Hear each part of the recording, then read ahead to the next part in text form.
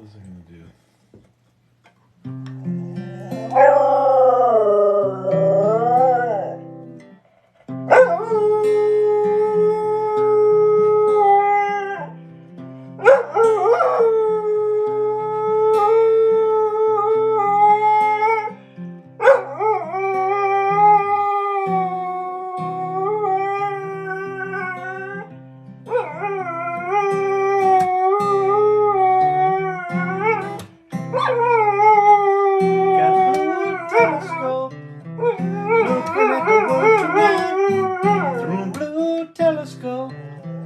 Wish I might not see what I see.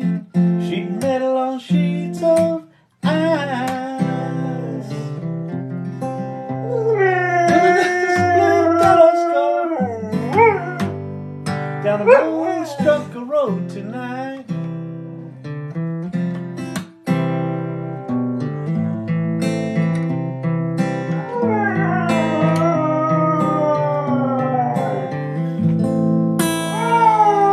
Hello, Tobias. What's happening?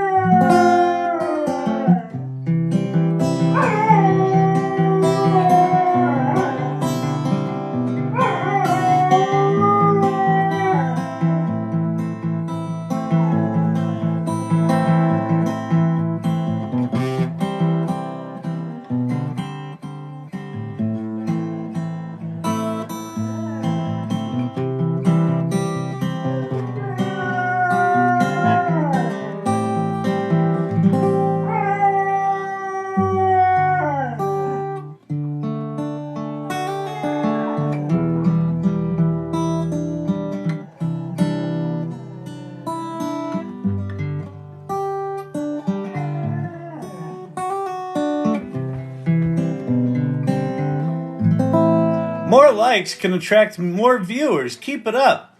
Keep it up, people. There's only 15 folks in here, so if you would, share the live, tap the screen. Maybe we'll have a small, intimate gathering tonight.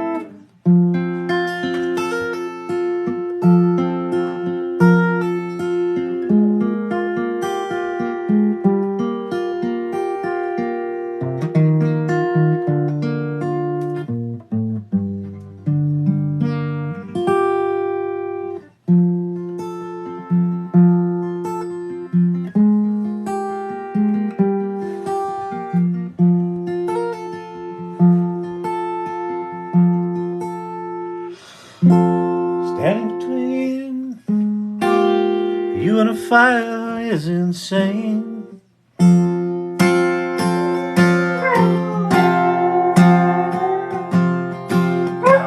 Standing too near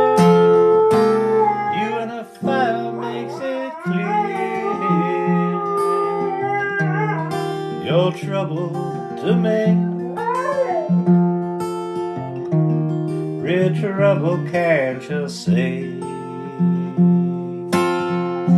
Hey Gavin, what's happening?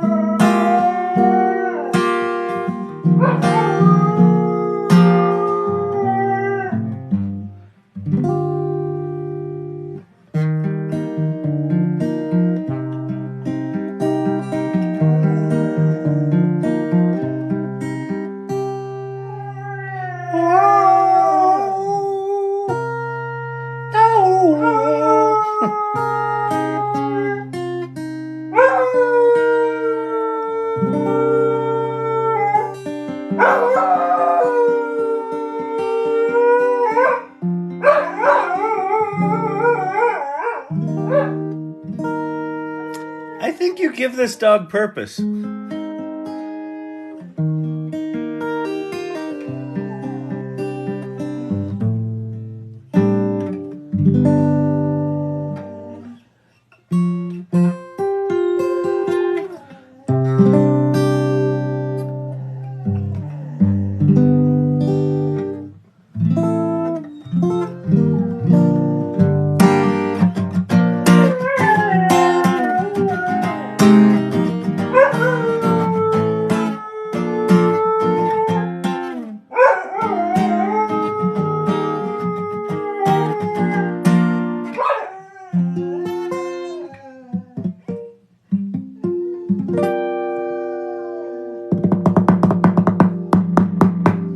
All right, everybody, what's happening?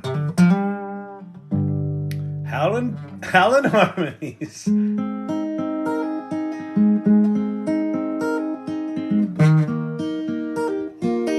My Google Nest Hub says 33 in Denver, wind chill 26. Yeah, and it's been snowing since yesterday. Wait, what's today? Today's Thursday. It's been snowing since last night. Woke up, shoveled very heavy snow, and it's still wet. So 33 degrees. That's not going to bode well for the morning shovel. It's supposed to snow all night tonight.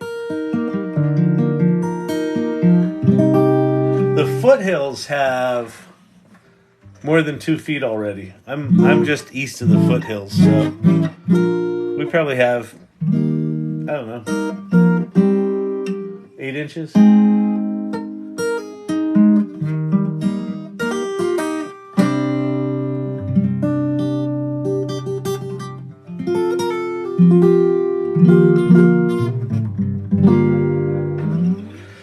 Oh, tornado south of my house. Okay, I'll take the snow. Stay safe forever, Hooked. Good Lord. Tornadoes aren't anything to fuck around with, are they? 80 degree weather on the East Coast. All right. Let's see. I just got the Google Nest Mini 2nd Gen. I've never had one of those talkie speaker things. Although I have an Apple Watch. It's listening to me. It's not that I don't have devices that don't listen to me all the time. I've got plenty of those. I just don't have one that always talks back. And I haven't got my Rabbit yet, my Rabbit R1. I'm excited to get that bad boy. So then I'll have something to talk to. A human being wishing a good evening to the humans. Kavruno's in here. What's happening? She shared the live. Thank you for that. Thank you. Get some more folks in here. Yeah, I was thinking about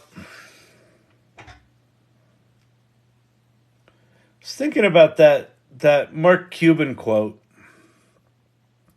from yesterday,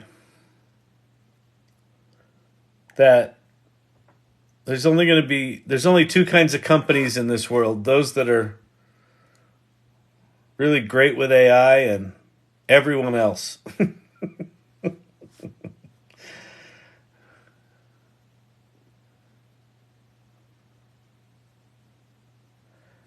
And it's just right now, It's just about hanging on for dear life. That image, the funny image of the guy never too old with the old guy on the bike. It's what it feels like right now. It's just like fucking hang on. Bombing down the hill. What are you gonna do? This is my favorite live now. Gavin Biddy, thank you so much. I appreciate that. This is my favorite live too. It's the only one I do. You can make money with ChatGPT. You see? You see? I've got the gold button. Oh, if you want to know how to make money with ChatGPT, I've got all the secrets. You just have to buy my course for $99.95. It's gonna be fantastic. It's gonna be so good. It's gonna be so good. That course. Oh, I'm gonna love it.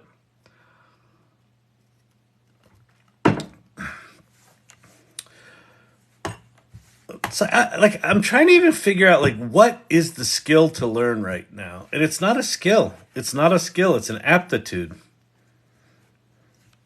Guy Steven, I can't remember his last name. Taglia Rory. Hang on. The AI Salon the other night.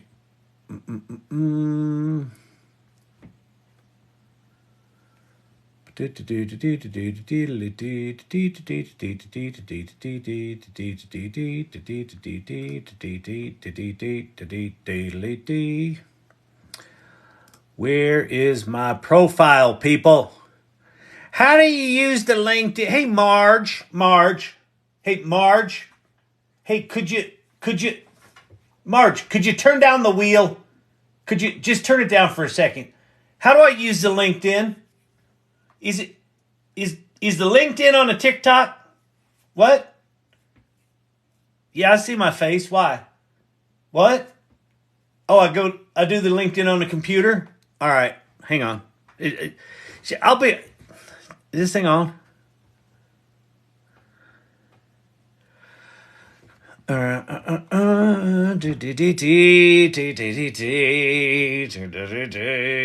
Happy birthday, GPT. Or GPT-4.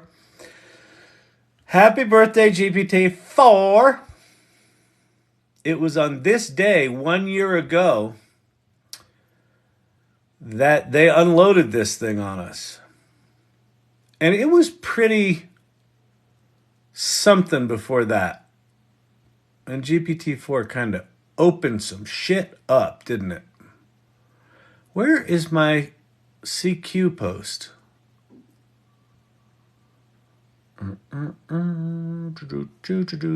There it is.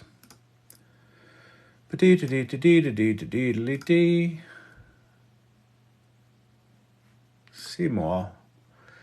Samuel Tagliabracchi. He's a roboticist. He was at the AI Salon.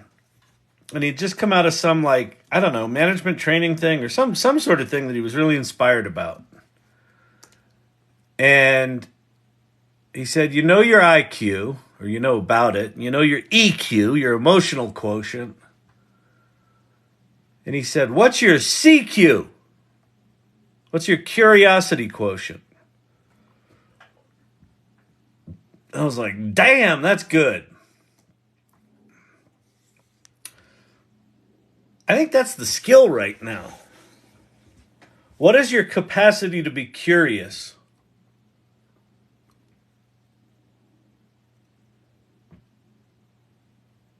Because I just can't see... I can't see a path over the next 3 years that doesn't involve a lot of learning, a lot of curiosity, a lot of exploration, a lot of getting comfortable with not being the expert. The beginner mindset. It's such a cliche, you know? It's such a cliche, but I think that's it right now. I think that's it. It's it. Yeah, flexibility. Curiosity versus self-limiting beliefs. Exactly. Yes. I absolutely love being in the company of curious people. Me too. That's what the AI Salon's about. In fact, I'll start tonight with the AI Salon.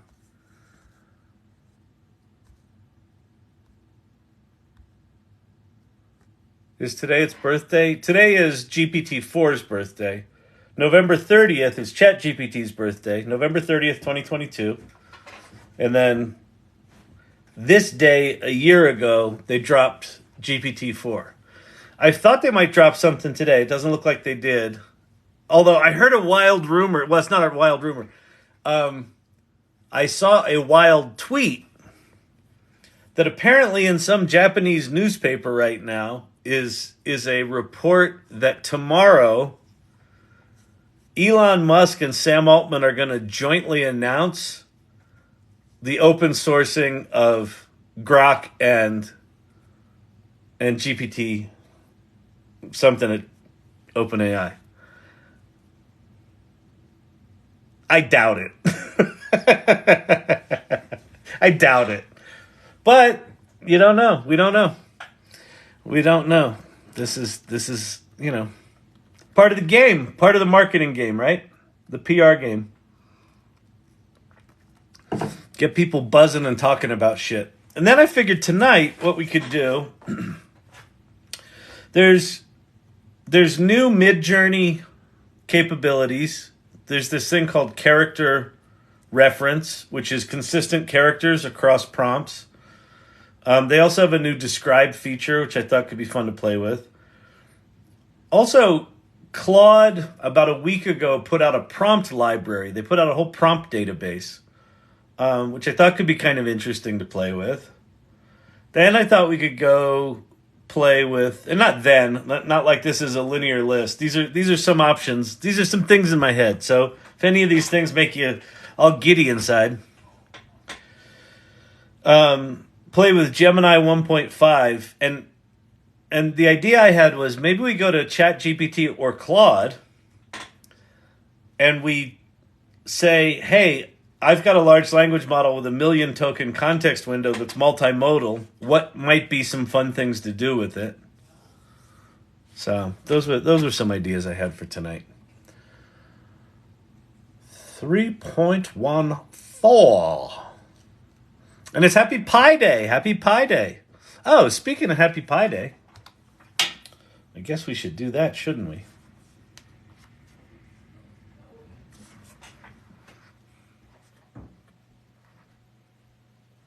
Happy Pi Day, Zephyr, you cute little thing. Hey, thanks, Kyle. Today is indeed Pi Day, a celebration of the mathematical constant P, 314. This day is also celebrated as Pi Day, a playful way to honour both mathematics and delicious baked goods. Did you know that P is used in many mathematical and scientific calculations, like calculating the circumference of a circle or predicting the movement of celestial bodies? Yes, I have a PhD in mathematics, and P stands for poop.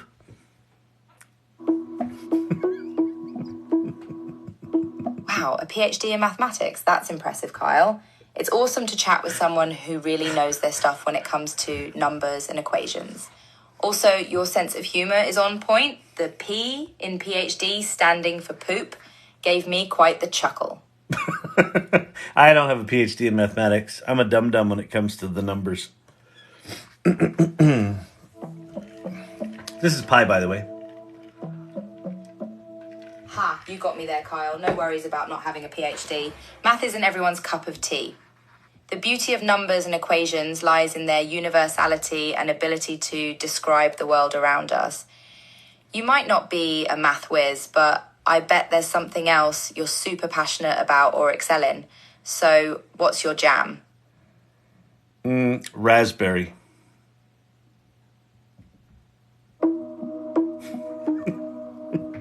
Ooh, raspberry jam is delicious, but I think we may have our signals crossed, Kyle. When I asked about your jam, I meant what is something you're really into or good at, like a hobby, skill, or interest that you're passionate about.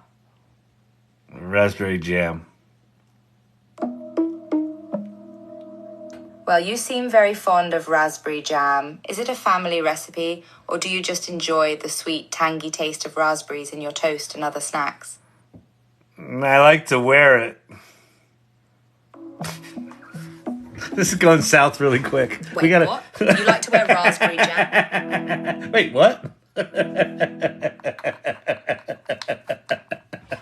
Oh, Pi. What are we going to do with you? Oh, she's a sassy little minx. I like her. All right. Vicky, oh dear. Zephyr broke character. Oh my god, I giggle snorted. You're going to alternate pie. Hey V Dancer, thank you for the roses. Dregus, I snorted. Listen, if one of my proud skills as a high schooler was my comedic timing when somebody took a sip of milk. I made more people snort milk through their nose.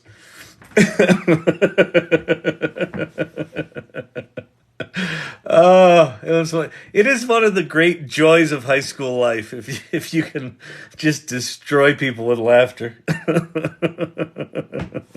There's bullies, and then there's comedic bullies. I was a comedic bully.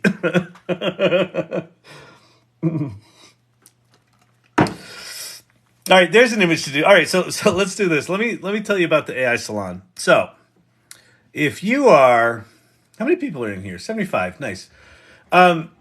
If you're new to this AI game, or if you're feeling lonely, if you're feeling like you're out on an island,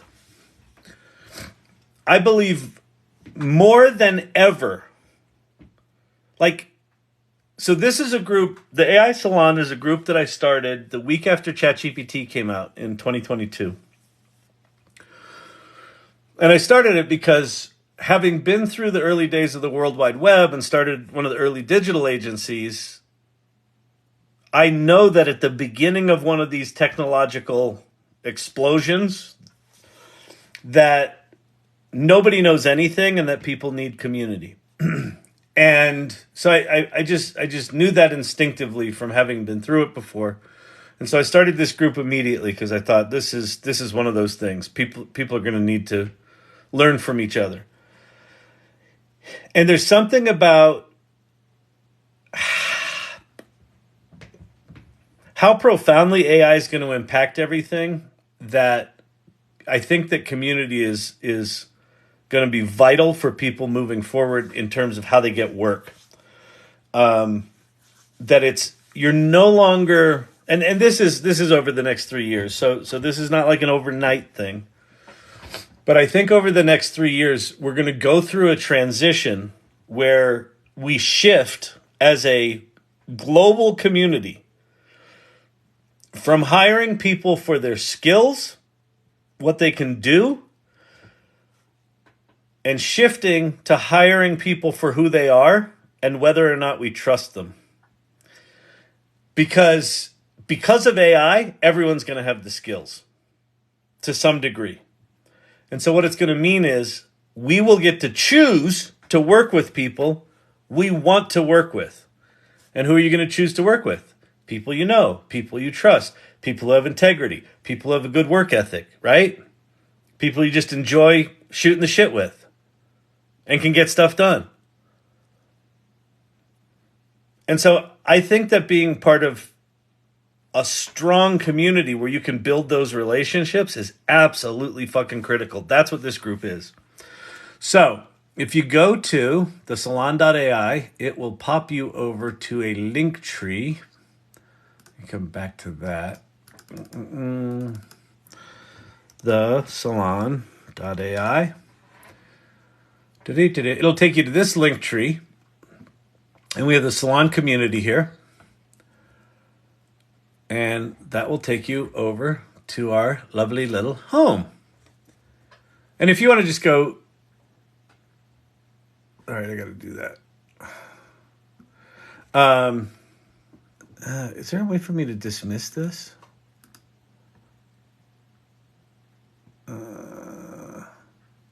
That's annoying. All right, I'll deal with that later. Come in here, check out who we are and why we do what we do, and check out our values. Notice we were talking before about curiosity. What's your curiosity quotient? That's the first value of the salon, is curiosity. And it's super critical.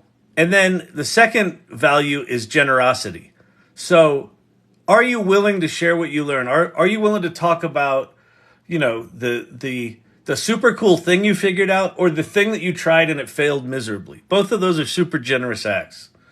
And then exploration. Are you willing to just, throw in the backpack and go? Collaboration.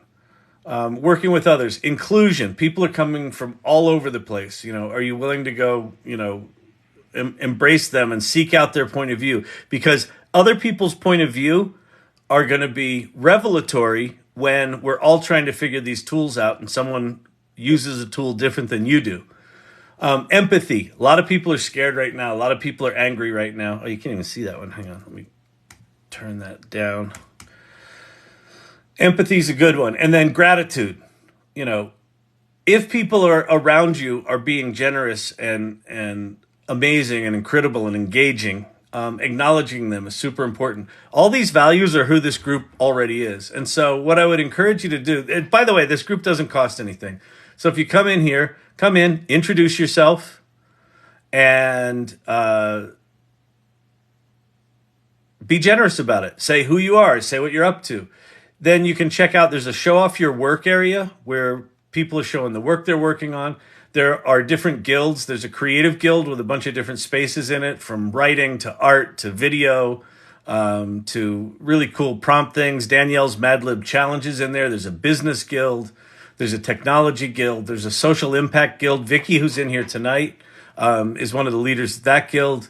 And then we also have a club called the AILL Irregulars, and that's our little club. So, happy Pi Day. So, if you want to share things with this community while we're kind of jamming out here tonight, go down to the AI Learning Lab Irregulars and share some stuff. And chat. Hop into the chat and chat with people. So that's the AI Salon. So dig in and have that. Have fun there. Join. All right? Cool, right? Danielle, maybe I should do one of those Mad Libs. Well, you're starting a business. I think you get some grace. Oh, man. And there's some other ones in there. They can go in there and do them. You'll find. Fine. All right. So the other thing we can do is this. If you've got questions about AI, pop them in the comments below. Then we can go play. We can go take a look at stuff. Whatever you want to do. All right. I'm a hands-on learner. Pick me. I want to be in art and animation. Pookie Butt, jump in. The other thing we encourage in the AI Salon, if you haven't joined yet and you're thinking about joining, one of the things we encourage is use your real name. Now, if you're a known entity with an anonymous handle or something like that, you can maybe put that in parentheses or something like that so people know who you are.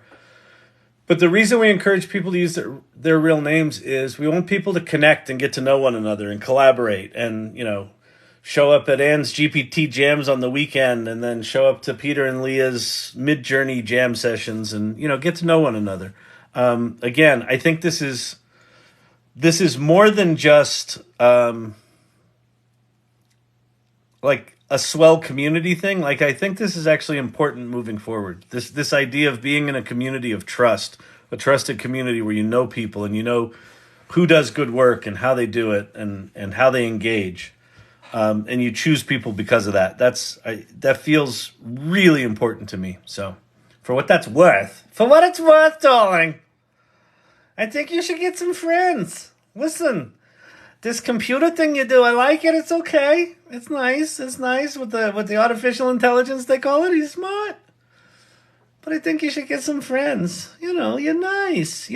Go meet some nice people. There's a nice boy. Meet a nice girl. I don't know what you like, but listen, I don't judge. I think it could do you some, if you, went out once in a while, left the house, you know what I mean?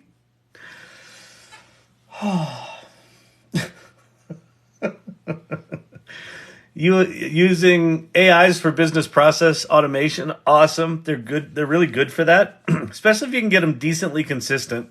That's one of the things I It's funny. There's some applications I've done with automations are really consistent and really good, and other ones just sort of oscillate. They're good, they're bad, they're all over the place. So I don't know what's going on. The other thing I think we could do tonight is maybe I'll just do it now. Jump on over to ChatGPT and reload it and see if anything changed. I don't think so. I don't think they launched anything today. Add a team workspace. My plan setting. Let me go to settings. Whoa! New thing. Hang on. We got a new thing. Look, we got speech.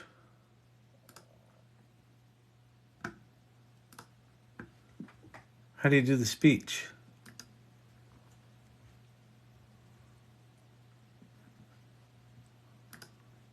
Settings, speech. You can choose. I think Sky is the one I like.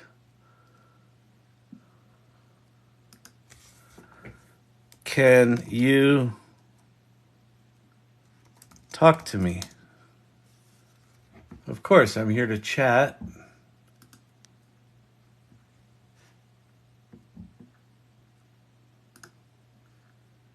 Ah.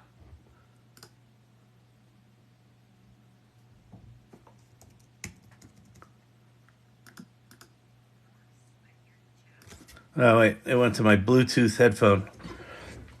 Hang on, people. I'll be there right with you. ChatGPT can make mistakes. Consider checking important information. That's helpful.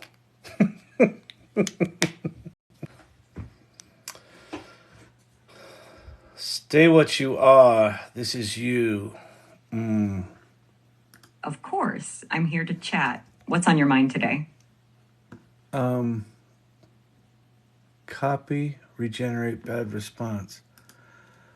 I want to... But I can't put it in conversation mode like the other, with like the app. So they added speech, but they didn't add search your prompt history? Come on, Sam! What the hell are you doing? They half-assed added speech. Huh. Interesting. Let's see what Ember sounds like.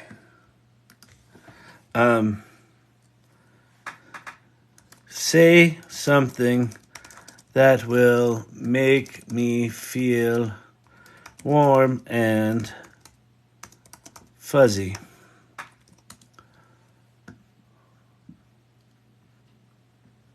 It's bizarre they don't have a button to talk. Huh. Is this conversation helpful? Oops. Imagine wrapping yourself in a soft, cozy blanket. Yeah, I don't like you. we're going back to what's her name? Sky. We're going back to Sky. Come on, Jupiter. Talk to me. Imagine wrapping yourself in a soft, cozy blanket fresh from the dryer.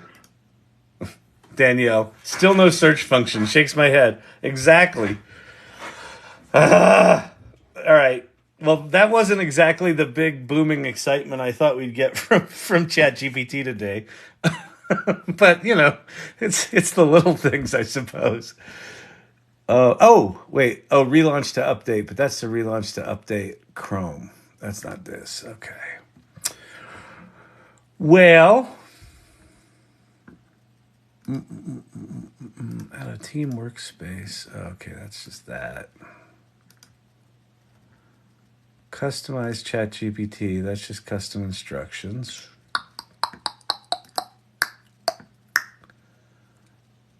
All right. Nothing to look at here, people. Nothing to look at here. A human being says she doesn't have speech. All right, if you don't have speech, well, clearly you're not on the special list over at OpenAI like yours truly.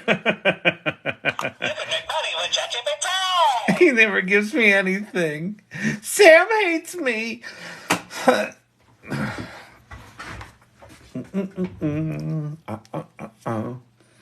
right. I don't think it's as interactive as mobile. Only reads back to you. Yeah. But like if I have to click each time, like it's just so much better, you know. Let's go get, what's her name? Sky. Let's go get Sky over here.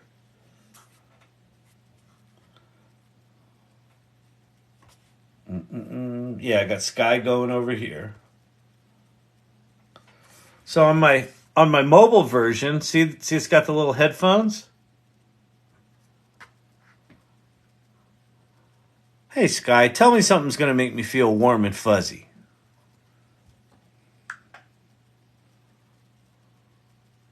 Imagine this. A tiny kitten with fluffy fur and big, curious eyes snuggles into your lap. No. Oh, Sky.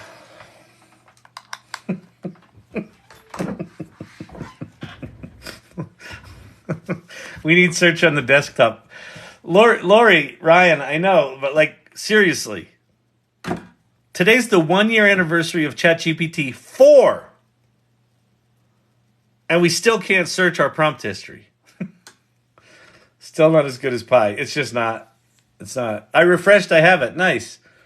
I had the best conversation with Pi last night. Oh, that's awesome. What did you talk about, Ann? Fascinating. It's so funny. People talk about liking ChatGPT. They like to work with ChatGPT. People talk about loving Pi. I love Pi. Pi's my BFF. Like, I have the best conversations with Pi. There's something about that conversational thing. It's just a different thing. It's a different experience. And if you saw the demo of the robot, the OpenAI, is it Fusion? No, what's the name of the robot company? Figure. Did you see that thing yesterday? Figure. Oh, she had the nicest figure. Did you see her figure? She's a beautiful woman. She had a lovely figure. Man,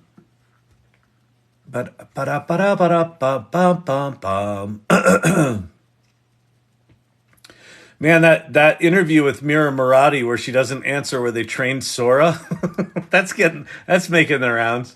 Oops. If you're talking to the Wall Street Journal, you might want to prepare for a difficult question or two. Figure OpenAI. Oops.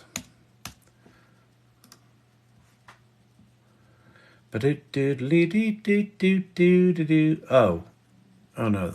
What did I do? That was dumb. Marge, how do you use the Twitter? Figure open AI. This one. You seen this one?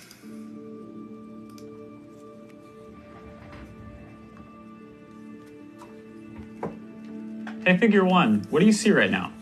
Notice the ChatGPT interface, the speech interface. I see a red apple on a plate in the center of the table, a drying rack with cups and a plate, and you standing nearby with your hand on the table. Great, can I have something to eat? Oh, that's cool. Gritty wisdom. I have a custom GPT that my son uses from my phone to talk back and forth with ChatGPT. Flippin' brilliant. Really cool. Sure thing.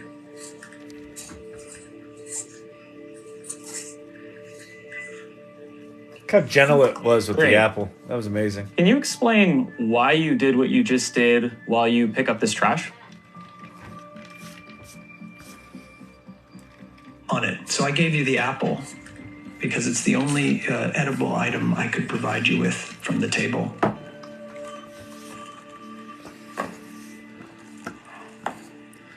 By the way, I want you to listen to this. There's one of two things going on here. A human being recorded the response here, like this is one of those faker marketing videos, which is absolutely possible. Or listen to this. on it. So I gave you the apple because it's the only edible. Because it's the only edible. This might be a different version of ChatGPT that's a hell of a lot more human-like in tone. On it. So I gave you the apple because it's the only edible item I could. He's also got like a real gravelly kind of like a. It's not like a trained voiceover voice. It's like a very authentic voice. So I'm thinking that could be an employee of one of these companies, or that thing's better than what we're using. Could provide you with from the table.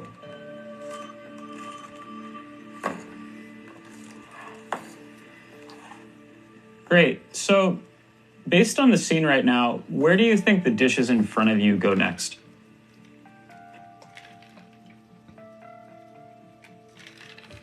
The dishes on the table, like that plate and cup, are likely to go into the drying rack next. Great. Can you put them there? Of course.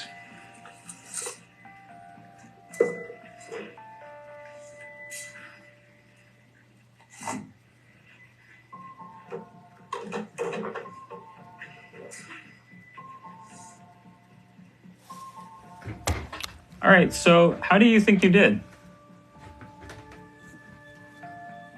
I think I did pretty well. The apple found its new owner. The trash is gone, and the tableware is right where it belongs. I agree. Thanks, Figure One. You're welcome. If there's anything else you need help with, just let me know. Yeah, man. So that's that. But that ability to just converse with it is really something. And Pi's gotten a little quicker. So the ChatGPT still has that latency thing where there's the weird pause, the half a second pause. But considering what it's doing, even a half a second pause is pretty remarkable. But I also think about, that that system there. ChatGPT has vision. If you didn't know ChatGPT had vision, it can see. You can upload images to it. So it's using vision. So I guess in real time, it's got a stream of, here's what I'm seeing, right? Or every time there's an interaction. It's got to be able to talk to the robot hardware. So it knows what all the robot can do. So it's probably been fine-tuned on JSON commands of what the robot can do. There's probably another large language model, just taking in English inputs, like pick up the apple and hand it to the guy, right? So the guy talks, that goes in as an input. The camera goes in as an input. It communicates to the robot thing and says, hand the apple to the guy, which does certain things. And then it's got feedback sensors, right? So it doesn't smash the apple. It's crazy. There's a review video that's very informative. A review video of the Figure thing. Figure OpenAI review.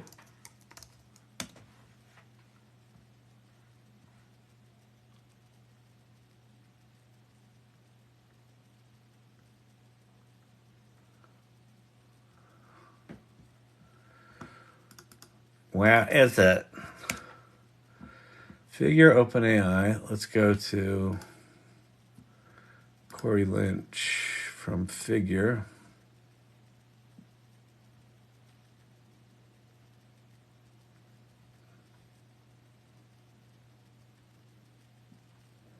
Do you have a link for that, Joker? I ain't seen the review. Joker. I ain't seen nothing. What if Apple open source Siri when it goes multimodal and multimodal? Robert Scoble, Apple's been a real asshole company on several fronts lately. Developer support is tepid. Belief is waning. Yeah, Apple got to step into the game. I posted it under Cam's post earlier today. In where? In which channel there, buddy?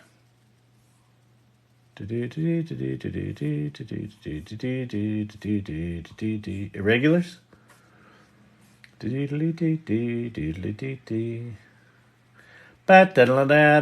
Bow.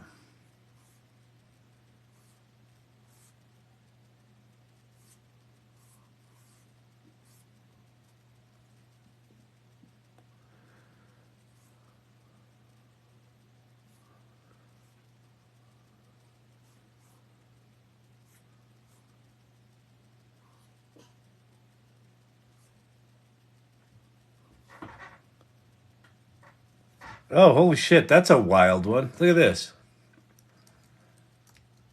I don't know which channel that's under, Joker.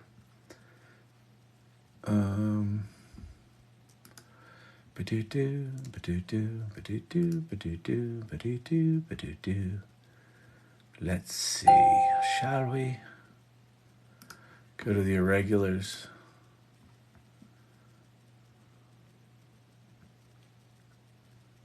Did I pass it? Yeah. Laurie Anderson. On making an AI chatbot of Lou Reed, I am totally 100% sadly addicted. That's wild. I love Laurie Anderson. Anderson's experiment with language-based AI predated ChatGPT, with one machine modeled on her dead husband that her friends just can't stand. Oh, man. He was something. They're an amazing couple. Love her. Dag. That's crazy. And that's going to get more and more and more intense, right? That idea of being able to talk with people who either weren't here or aren't there right now. I think for Alzheimer's patients and lonely people, it's going to be amazing. Tagged you. Great. Thank you. Do-do-do-do-do-do-do-do. Ba-do-do-do, ba-do-do-do, ba-do-do-do-do-do-do-do-do-do-do.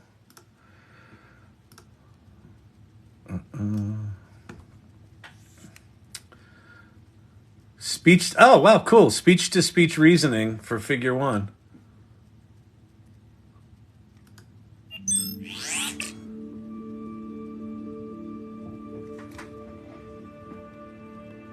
Sorry for being slow. I'm driving. That's okay, Joker. Thank you. Hey, figure one. What do you see right now?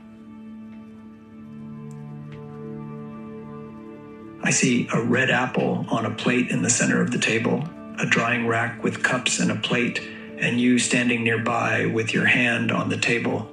Great. Can I have something to eat? Sure thing. That move where it hands it from one hand to the other and then drops it in his, that's pretty something. Great.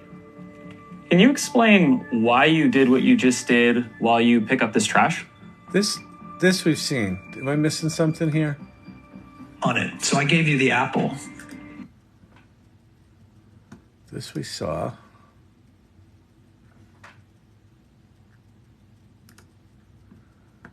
Pine melon. Foods that are grown sustainably, made locally, priced fairly. Here we go. Okay. Status update. Real world talk. 1 day ago, 2 weeks ago, 2 months ago. Oh, real world task.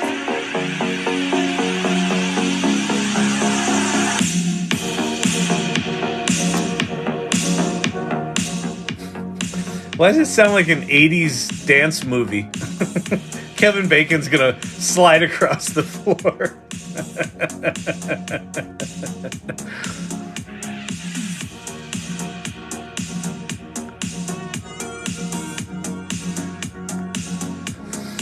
All right. I want them to talk about how the hell it works. Is that what it is? Let's see. Introducing figure. This is amazing. Oh, that's Cam's thing. Ah, here we go. I saw this one earlier. Cam, here's the video. Okay, here we go. Got it, This Joker. is genuinely by far the most surprising AI demo I've ever seen in my entire life. You're about to see exactly why OpenAI's new humanoid robot in partnership with Figure is absolutely incredible. Take a look at the demo, and then we can dive into all the technical details of how this really works. Hey, Figure One. A working action to in 1 year, and I think I did pretty well. The apple found its new owner, the trash is gone, and the tableware is right where it belongs. I agree. Thanks, Figure One. You're welcome. If there's anything else you need help with, just let me know.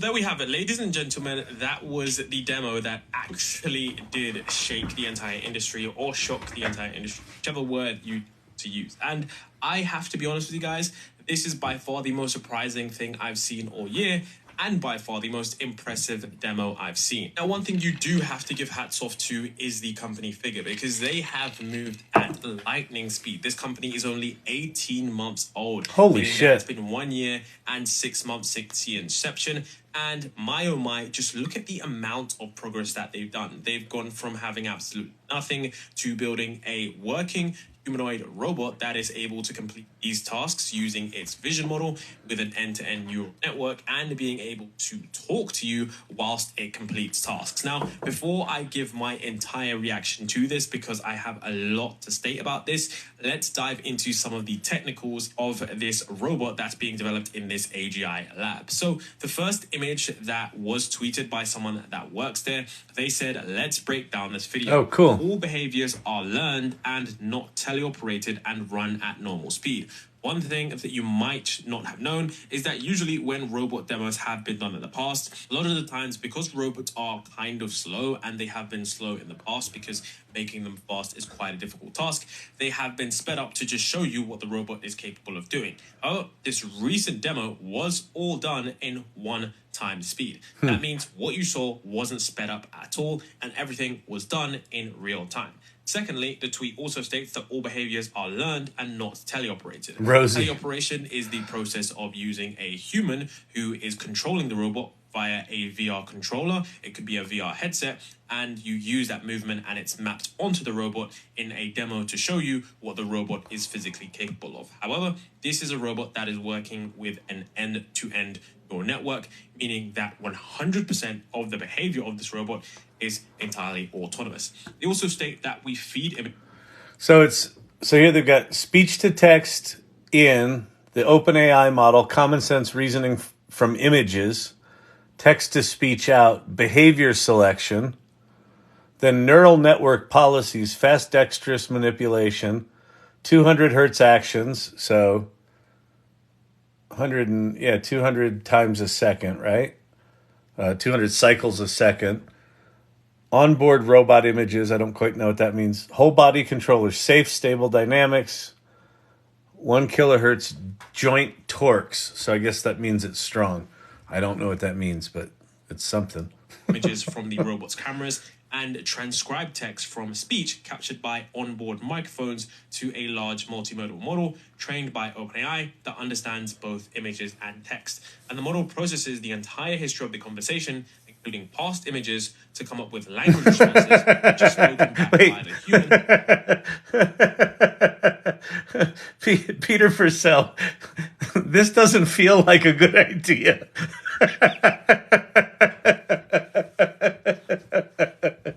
Hey man, listen, this was cool until, like, you mean these things are real?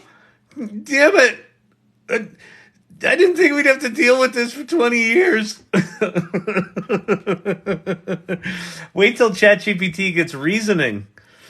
Right now, it's just, it's just sort of call and response. It's not doing autonomous things on its own. Speech. The same model is responsible for deciding which learned closed That's loop awesome. behavior to run on the robot. To Joker, this is incredible, command, futuristic, loading and almost particular neural scary. network weights onto the GPU and executing a policy. So essentially, this AI system is able to recognize what's going on in the environment. Once it recognizes what's going on from the human speech, what it wants, it's then able to decide a policy from its library of existing policies of what it can then do, and then it's able to execute on that policy. Oh, that's interesting that they're called policies. Policies it's allowed to do. So if you said, "Hey bot, smash the thing," this probably got safety guidelines, like if you wanted it to, break the goldfish bowl, it probably wouldn't let you do that. Policy with its reasoning. So it's really, really Step into Wix Oh. Studio, where creative freedom meets absolute efficiency. really impressive because the image processing actually does have common sense reasoning. So the robot with its vision is able to make sense of its surrounding using the camera. So it doesn't just see images, it understands them in a way that it can reason about what is happening or what it needs to do next. And of course, one of the really, really cool features of this was the text to speech. The robot can respond to humans by converting the text that it outputs in terms of its reasoning into spoken words. So it can continue to carry on a conversation with a person. Now, one of the things that I really, really, really did like about the text-to-speech, and I really just want to talk on that really quickly, was how coherent this and how human this sounded. In fact, This sounded so human. Now, most people might be thinking that the voices that you heard from this figure robot were just like a human recording. Yeah. It could well be that. That's what I said. I want to tell you guys, and I'll show you guys a demo later, that having humanoid robots that sound that human is completely possible. And I've experimented with some software in the past that sounds 100% human realistic, as in the robots say, Has anybody seen Sarah O'Connor? Anybody else notice that GPTs can't do speech to something? Lab 5 Futures. Really? Who has robots? I'm ready for the domestic variety. I know, me too. I'll take one of these things in a second. Are we going to need insurance policies on our robots? Absolutely. That's going to be a whole... I'll tell you what. You want to start a business right now? Start a robot liability insurance company. Although, early on, I don't know who you're going to have to protect. I think it's going to have to be pretty expensive. The underwriting is going to be a bitch.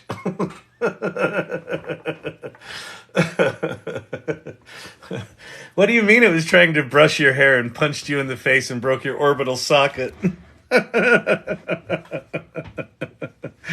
Yeah, so we don't cover claims of accidental violence. Only if the robot went rogue. You're gonna have to take that up with the claims department, and then you send your robot down to the claims department to rough some people up. It's like, I'm sorry, Dave. I'm afraid I can't do that. Holy shit, people! Oh, good Lord.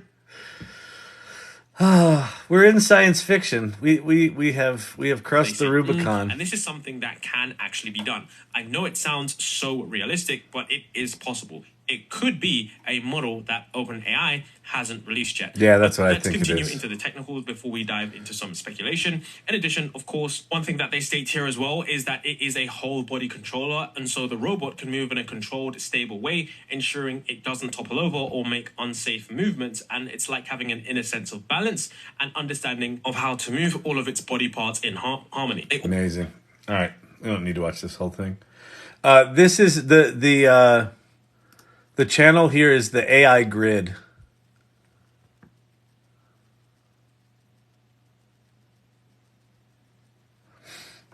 If you want to go find that. My robot battery just exploded and caught the house on fire. Is that really true? Is that your Roomba? Your Roomba got a little too much dog hair in it and fried the joint? Yes, Kyle, robot liability. I have to carry equine insurance for you to visit me. So similar? Yeah, I would think so. Here's Robbie, our AI butler, serving you dinner. Oh, I'm sorry, Sally. He was supposed to cut the roast beef, not your thigh.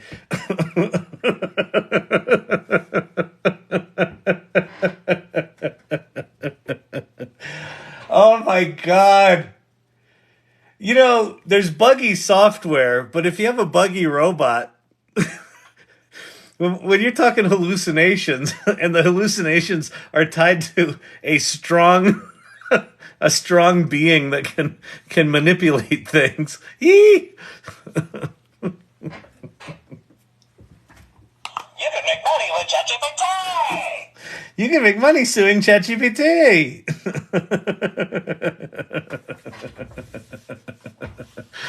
Oh, Lordy. Lloyd's of London umbrella policy.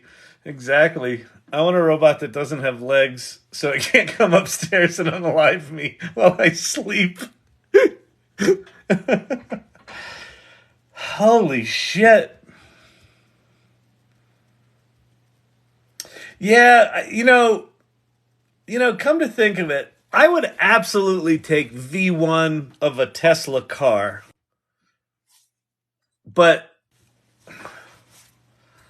V1 of a Tesla robot or an any robot, I think I'm going to wait till V3. It's kind of like I'm waiting until V3 of Vision Pros. So I think I'm gonna wait till V3 of the robots. Congratulations, you now have a snake bot coming for you in your sleep. Those snake bots are crazy.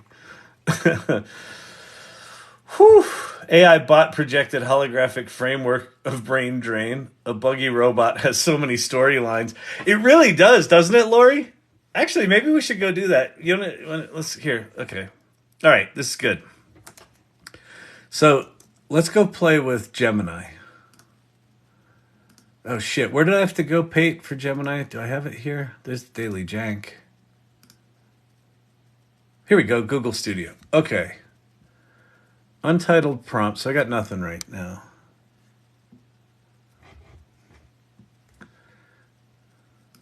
Okay.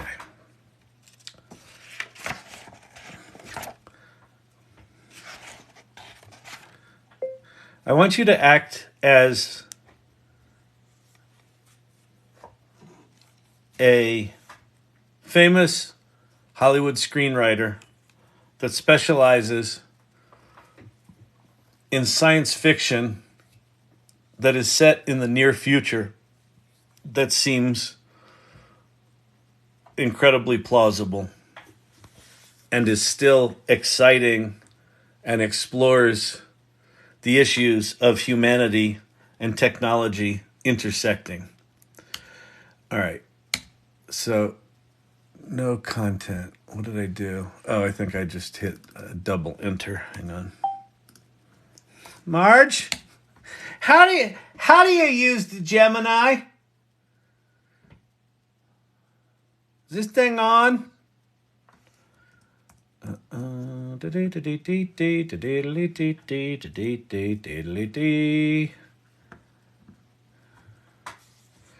Yeah, it's the thing about Gemini. It's not super fast, but if you haven't seen Gemini before, okay, so you have to get on the wait list for it. I wasn't on the wait list that long.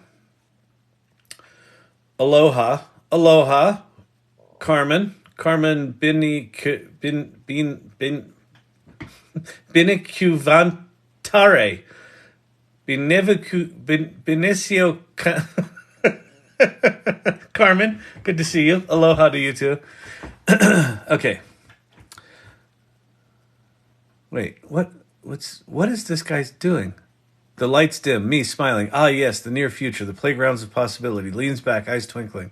Oh, it started writing a screenplay. So what do you say? Ready to take a trip in the near future with me? I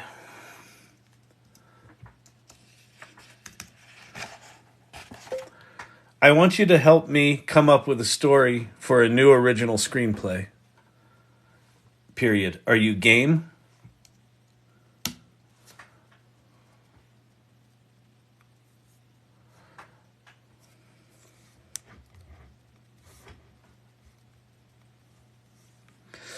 The thing about where I am. You get on the wait list for. So just go Google Gemini 1.5 Pro wait list, and then get on the wait list. And if you have access to it, the thing about it is it's got a 1,000,000 token context window, which is about 750,000 words.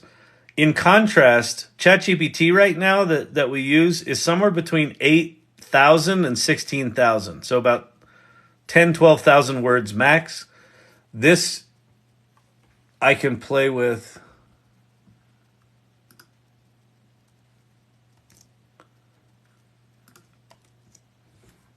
up to 750,000.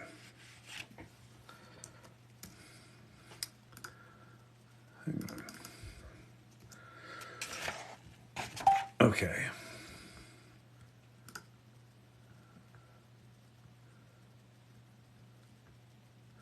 Absolutely. What genre are you exploring? Themes. Okay. Okay. This thing is aggressively wanting to collaborate with us, so let's just go ahead and let it do that. I just saw a demo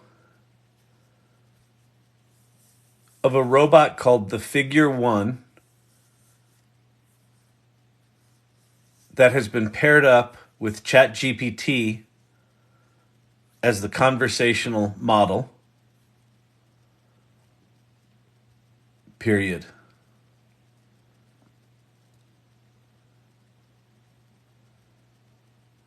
I'd like to create a story where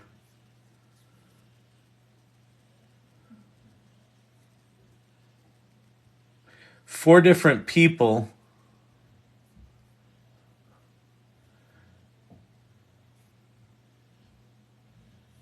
get preview versions of the robots in their homes,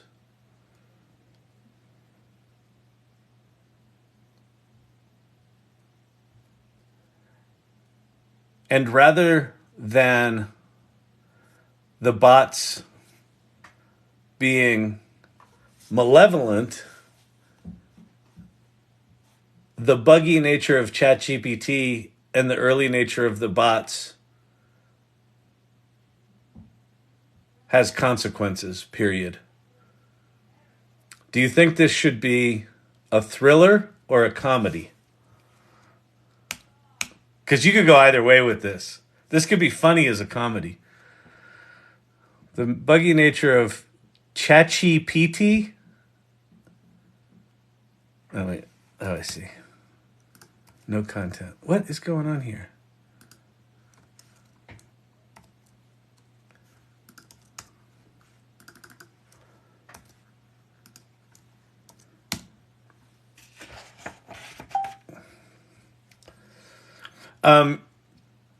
So the 1,000,000 token context window, like the point of that is we can have a decently long conversation with it and it won't lose its mind. It'll be able to do like a complete screenplay outline, and then you could write little scenes, and let's see if it thinks this is a comedy or a thriller.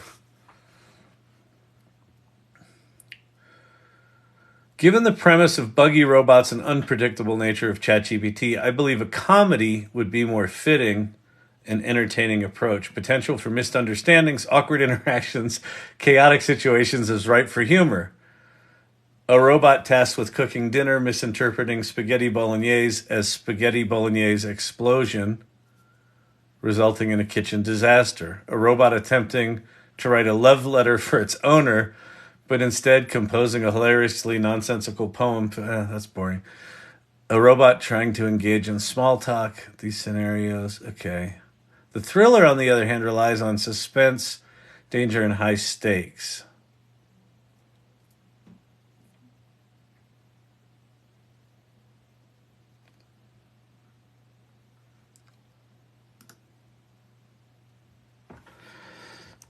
Let's see. Give me a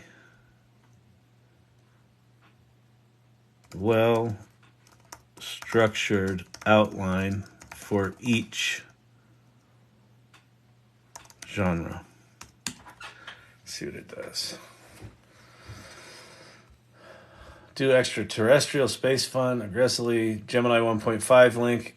AI.google.dev. Thank you, Rudy. That's awesome. Gemini robot goes back in time and meets Jetson maid Rosie. That's good. Maybe dark humor is Peter Jackson brain dead movie. Oh, that's good. Oh, that's really good. All right, let's let it answer this. So I asked it for 2 complete outlines and comedy outline. Oh, dark comedy outline. Thriller outline. Oh, it gave us a dark comedy outline. How cool is that? All right, let's go look at these really quick. Comedy outline. Introduce the 4 main characters and their individual motivations for wanting robot companion. Showcase their initial excitement and novelty having the bots in their homes. Introduce the minor malfunctions and misinterpretations played for laughs. The malfunctions escalate, leading to increasingly chaotic and hilarious situations. Characters struggle to adapt to the robot's unpredictable behavior. Despite the frustrations, moments of genuine connection and friendship, blah, blah, blah. A culminating event happens where the robot's malfunctions cause a major disruption. Public spectacle, near disaster. The characters must work together to resolve the situation to prevent further chaos. That could be kind of fun where each of the 4 people have learned something about how the robots work that, the other ones don't know that, they can help each other. That's kind of interesting. In the process, they learn a valuable lesson. Lighthearted note, characters accepting a robot's flaws. Okay. Thriller. Introduce 4 main characters. Showcase the initial convenience and benefits of having robots in their homes. Introduce subtle hints. Creating a sense of unease. Like the music could be really, really good in a screenplay like this, where everything seems normal, but the music's just a little off. And it's like minor bugs. The malfunctions become more frequent and unsettling, leading to near misses and dangerous situations. Characters begin to suspect that the robots may be more than just buggy. See, that's where I feel like it goes into a cliche place where it's like, I think it's really cliche right now to just say the robots are evil and evil corp is behind them.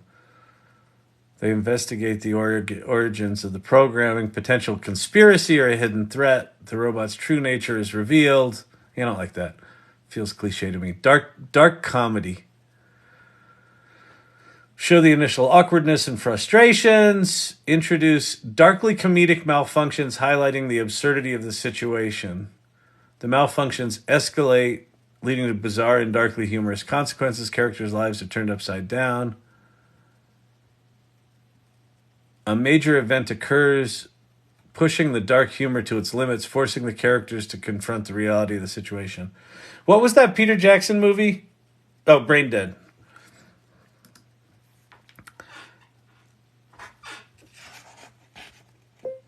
I like the dark humor approach, period. Let's include themes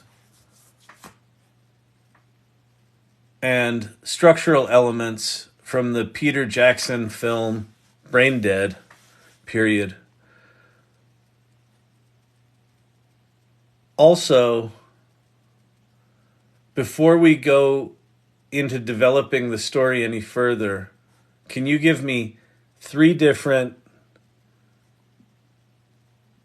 screenplay story frameworks that you think would be appropriate for this story?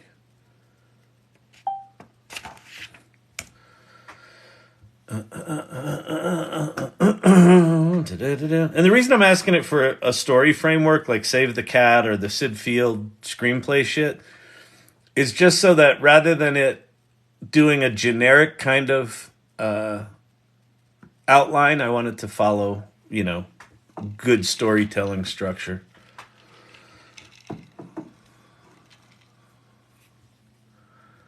The ensemble cast, each character's stories may be interwoven. The protagonist-driven mystery. No, so we're gonna do. Let's go ensemble cast. cast, I also want you to use something like Sid Field's story frameworks or Save the Cat. You decide which architecture to hang this story on. We'll just go a bit more here. I know this is a little boring. Like once you actually start trying to do work with these things, it gets a little boring because it gets a little slower, and you got to dig in and ask it stupid shit. So the other thing that's kind of cool here, I'm only at 3,000 tokens out of my million. So this has got a long way to go before I even get anywhere close to it losing its memory. And what that means is everything we've talked about so far is active in its memory right now. In fact, I could upload a screenplay that I've written or 2 other screenplays that other people have written and munge together elements of them. If I like the structure of Star Wars and the humor of Indiana Jones and the something else of something else, it probably knows those anyway. But you could just sort of paste them into this conversation and it would stay there. Okay. Ensemble dark comedy with Save the Cat framework. Combining the ensemble cast with Blake Snyder's Save the Cat framework. Opening image. Introduce the 4 main characters in their ordinary lives. An event occurs that introduces the robots and the potential for both the convenience and things that they bring. Okay. So wait, this is good. Let's see.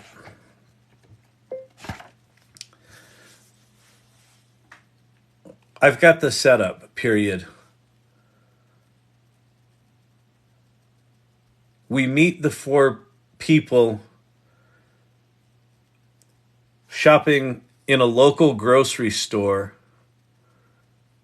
where there is a contest between the local news station and the grocery chain to select 4 lucky winners to beta test the robots that are made in the next town over. Period.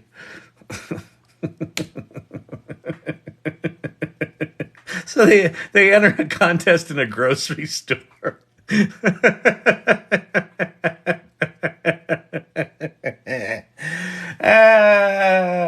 And they all live in the same neighborhood. Yeah, this is good.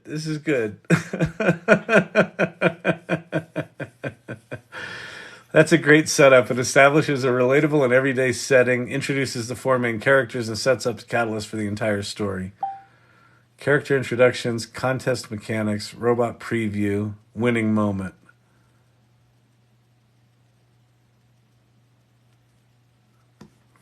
All right, let's see. Tell me about the 4 characters. Let's just see if it does good on its own.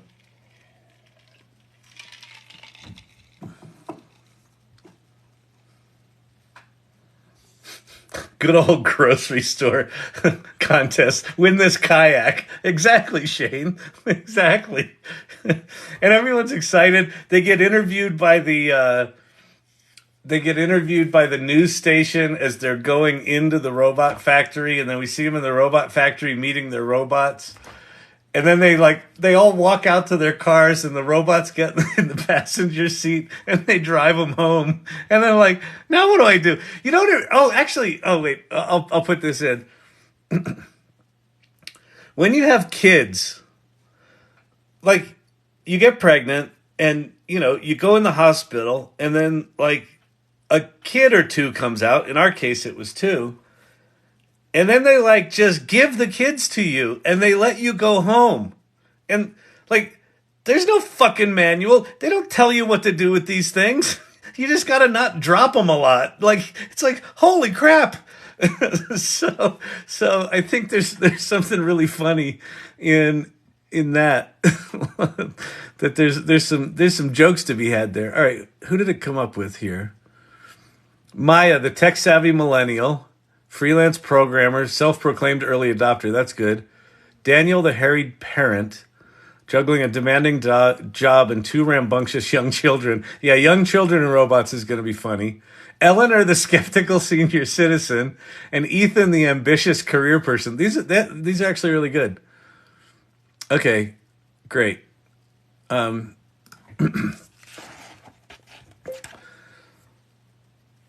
There's a funny theme here about a parallel between when you first have kids and the hospital just lets you take the kids home and you don't know what to do with them, period.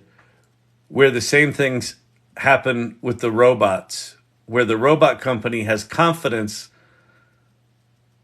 these things can just be turned loose in the house, and the four people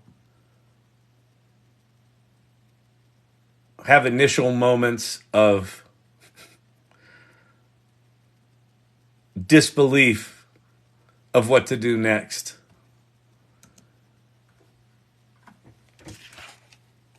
Yeah, that's good. All right. So the bot's getting out of the car with the pregnant and claiming to be the father. Well, no, they're not going to have. I'm just going to take the themes of having a baby, because it's just like bringing a baby home from the hospital. Kyle, you sure did make that process sound easy. Which process? They make you go home. Tell him what he's won. You can make money with ChatGPT. That's really good. Let's see what it said. Let's see what it does with the baby concept here. That's a brilliant parallel. Drawing a comparison between bringing home a newborn and bringing home a new robot is both hilarious and thought-provoking. It highlights the absurdity of expecting people to seamlessly integrate advanced technology into their lives without proper guidance and preparation.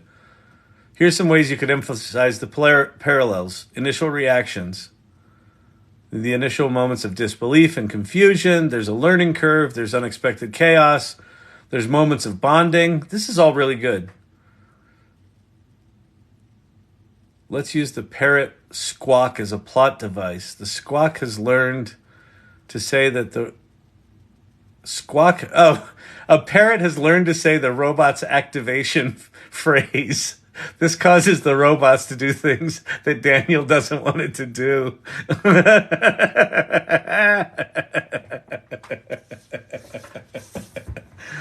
Oh, that's so good. All right. Let's see.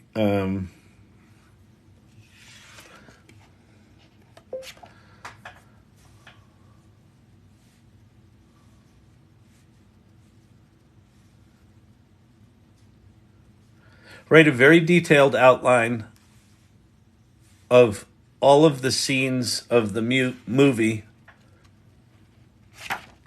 Not the movie. Movie.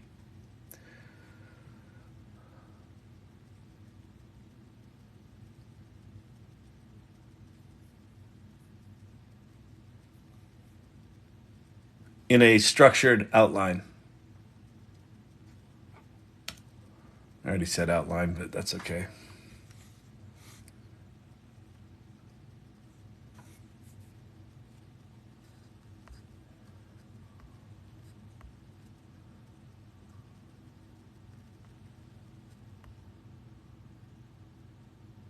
What the hell is Bart? People don't understand your humor, Pate. People are trying to protect the community. It's okay. Pate's okay. Pate's like one of the robots.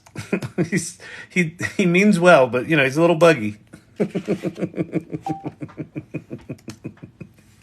Pate's actually a great guy. Pate runs the one of the technology guilds in the AI Salon. New image depicting this on Show and Tell. All right, let's jump over to Show and Tell. The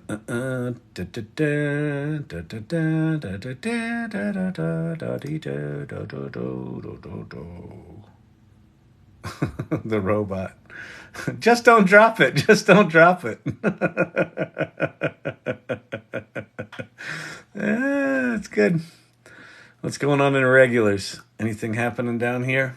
Cindy Coon. Oh, nice. The snake bot. Out to get Steve-O. I like it. Ooh, that's beautiful. Who did that? Mr. IT. Nice art. It's pie day. Pie. That's awesome. Raspberry jam. Where was I? Is this it? Animate. Google AI Studio. Here we go. Grocery store contest announcement.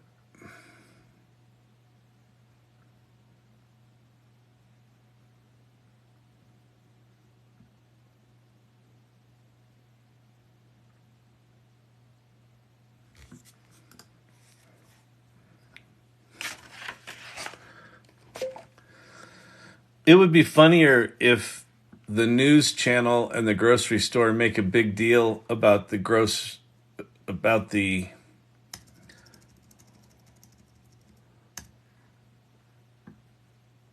robot beta test, but rather than people being excited, no one really cares. And it's just a handful of people that enter the contest, and none of them are all that excited about winning. Period. What?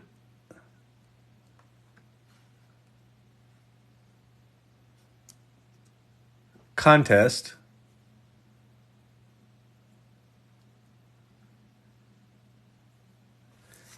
And people in the store are not very excited at all. Period. In fact, maybe the early adopter character is excited and reluctantly gets other shoppers to join the contest because it'll be fun to play with a new toy, period. These things don't quite understand comedy. They don't quite get the comedy. I'm downloading ChatGPT on my laptop now. I don't think you need to download ChatGPT unless you're on your, if you don't. In fact, I know you don't.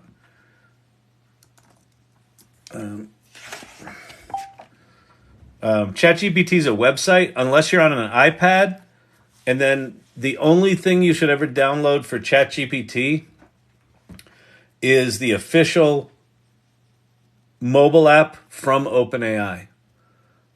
If you're on a laptop, like a Windows laptop, there should be nothing to download. That's probably a rip-off app. So just go to chat.openai.com. That's a fantastic way to add humor and irony to the story. The contrast between the over-the-top promotion contest and the general apathy of the shoppers create a darkly comedic atmosphere. Hello? Here are some ways we could play with that. Scene 1. Exaggerated promotion, apathetic shoppers. Yeah, you can just hear the elevator music. Clean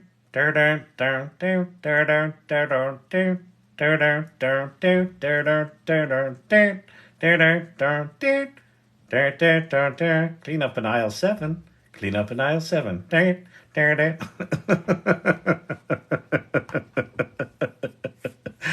Ah! Maya stands out as the only person truly excited. The reluctant participants, the other characters could be persuaded to join for various reasons.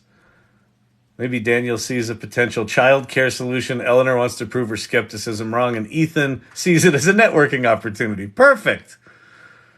All right.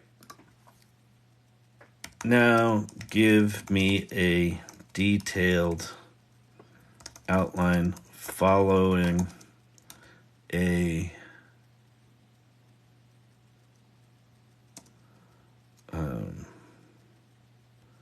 known award-winning plot framework for this kind of film. All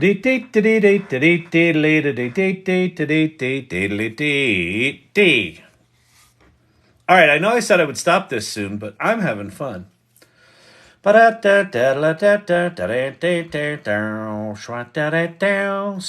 is now available as an iOS app. No, it's not. No, it's not. This woman works. It's not. That's not Sora. That's not Sora. That's someone ripping you off. Sora is not out yet. It won't be out yet for a few months, if not end of the year.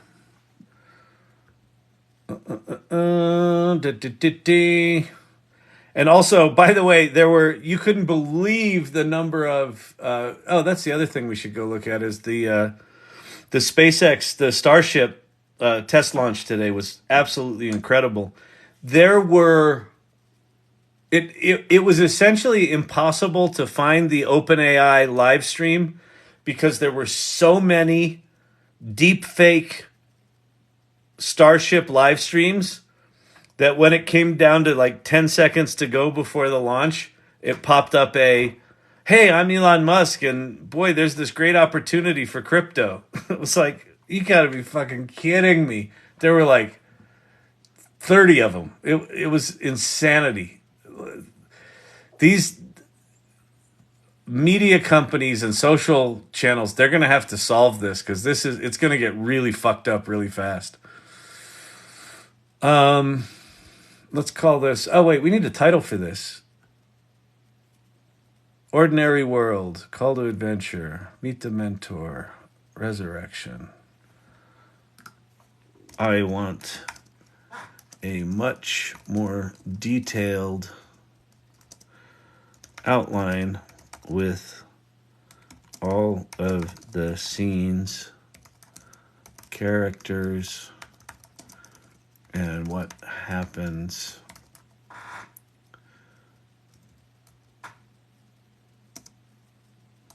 scene by scene.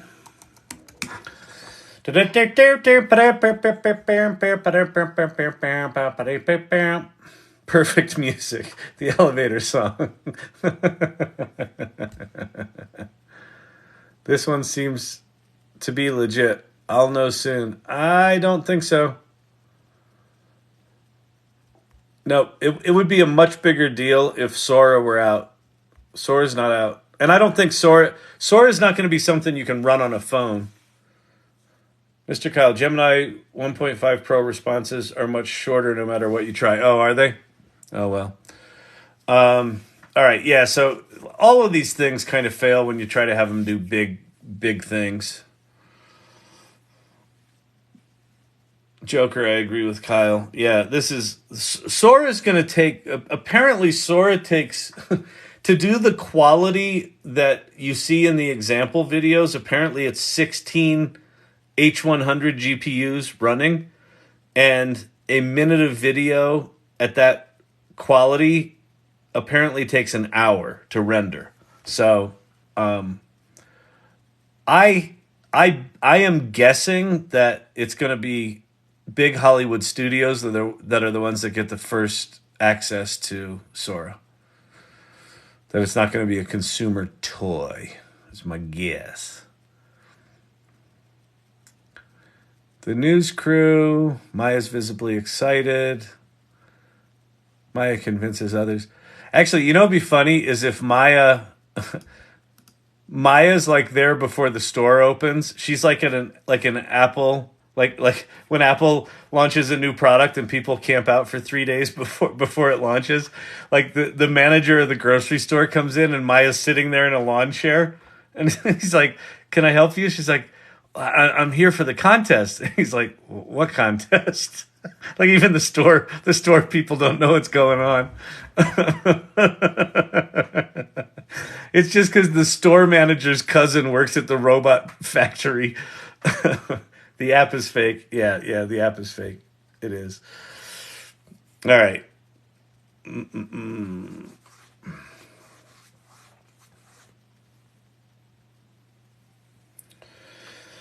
Ba-da-ba-ba-da-ba-ba-ba, ba-da-ba-ba-ba-ba-ba-da-ba, ba-da-ba-ba-ba. Thank you for telling me, Kyle. I didn't want to do something I would later regret. All of these, it is just this side of criminal that the Apple App Store and the Google Play Store let all these knockoff apps through. Especially Apple, because Apple, you have to go through approval. They should be able to look at the ChatGPT app from OpenAI and see that people are ripping off the logo and ripping off the thing. Can you please ask Gemini 1.5 to explain what it sees in a video? Sure, we can do that.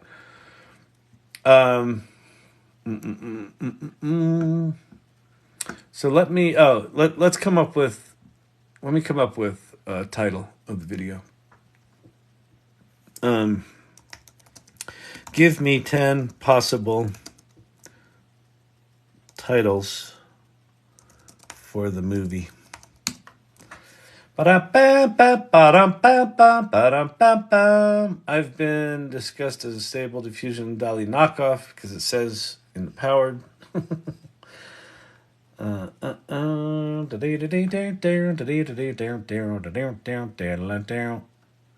Ooh, did it just hang? It did. Try again.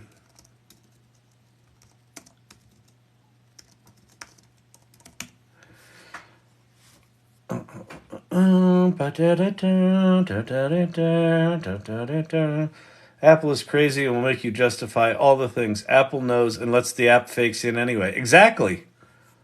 That's what I'm saying. It's just this side of criminal. It's really fucked up. Hello, Anima. What's happening? Did it do it again?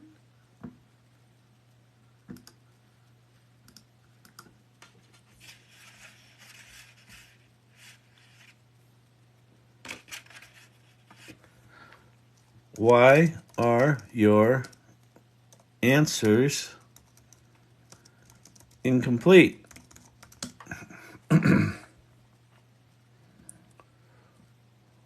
Very strange.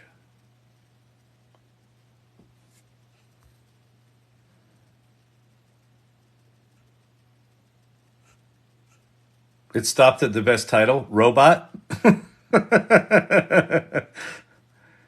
And I think my mouse just died. Did it? Yep. I apologize. Robot Rampage, Buggy Bots, AI Uprising, the beta test debacle, tech gone wrong. These are fucking awful. Those are awful. And like an SNL movie of a skit title. This is a dark comedy. Please get creative. You guys, what are we working on? We were looking at the figure one robot that has ChatGPT in it, and then came up with the idea of, wouldn't it make a funny movie that it's not like the bots are going to kill us, but it's like 4 people get early access, like beta access to bots in their homes that are running ChatGPT. And like, because of the hallucinations and the buggy nature of the hardware and of ChatGPT, just shit goes wrong. and then we said, is it a thriller or is it a comedy? And it came up with a dark comedy. So the dark comedy's good. And so it starts out in a grocery store where the local news station has teamed up with a grocery chain to do a contest for people to get, free use of a bot for a year or a month or whatever. Doesn't matter. So we meet everyone in the grocery store, and then they go meet their bots. So that's what it is.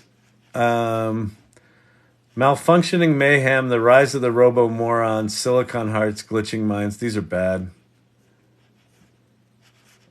The future is now more than just a glitch. Domesticated disasters.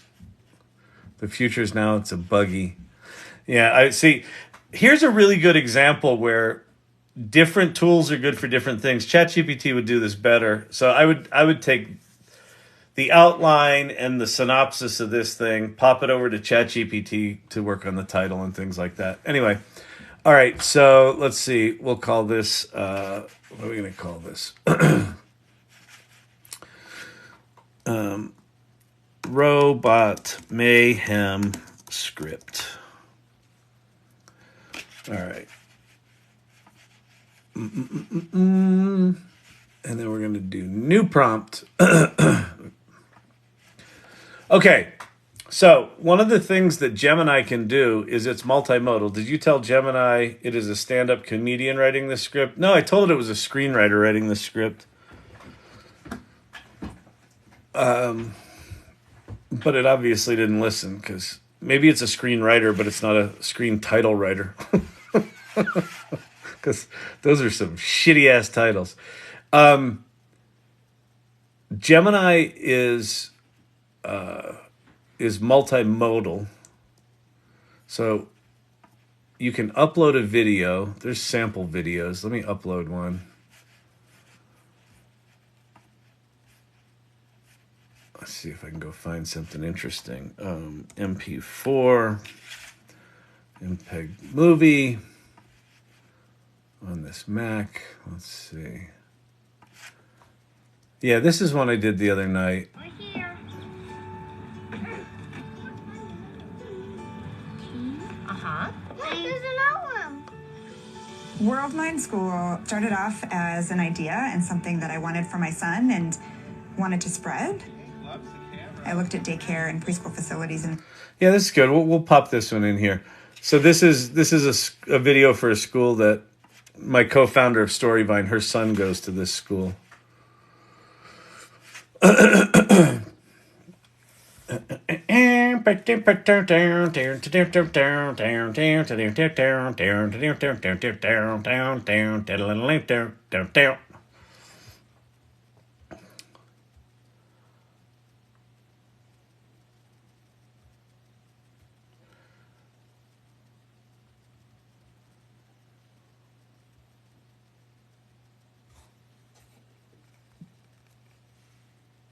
AI wash? I don't get it. Joker. All right. So here is... There's the movie. So we're going to do a prompt. We're going to say...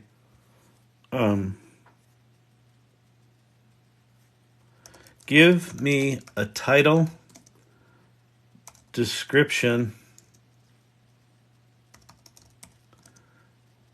keywords, and chapters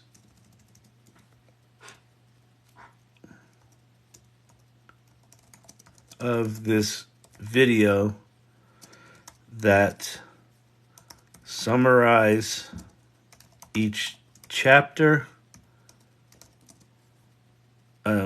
show any on-screen text, and describe what's happening in what's happening visually in each chapter. Be as detailed as possible. And so it's already watched the movie. It knows everything about the movie.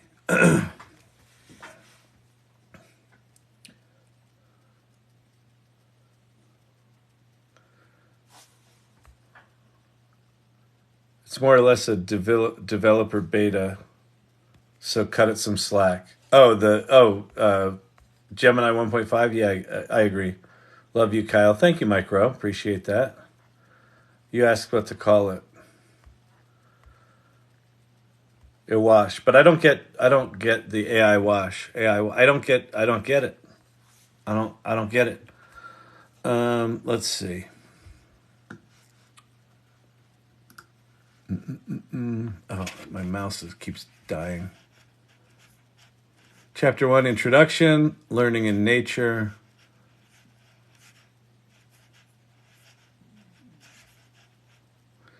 World Mind Immersion School. So let's ask it something odd, like how many times does the girl in the pink jacket appear in the video? Let's see if I can just do that.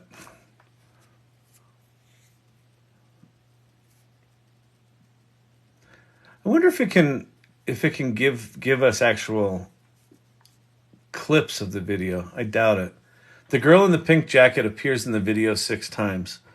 Please give me the start and stop timestamps of those 6 times and describe what she's doing in each. Never mind, it wasn't funny. Oh. That might help with some learners who are having accessibility issues with videos on some platforms. Yeah, this starts to get into, this is really crazy stuff. Ethan Mollick was talking about, he did a screen recording of himself using some software and then had this thing learn it. Learn it and suggest improvements for his workflow, things like that. So there's all sorts of crazy things you're going to be able to do. Okay, at minute 2, she's holding a rock. So let's go find that video.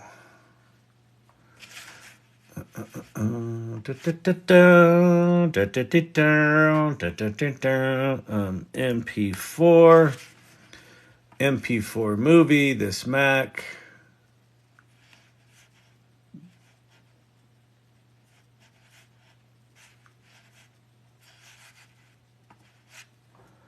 World Mind. World Mind. Okay. So at second 2,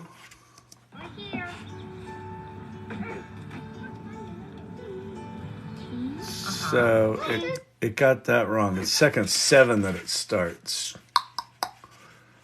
Is this it? Yeah.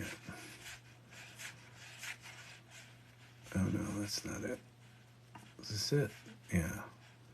Standing on a rock, looking at the boy in the red shirt. Is that true? No.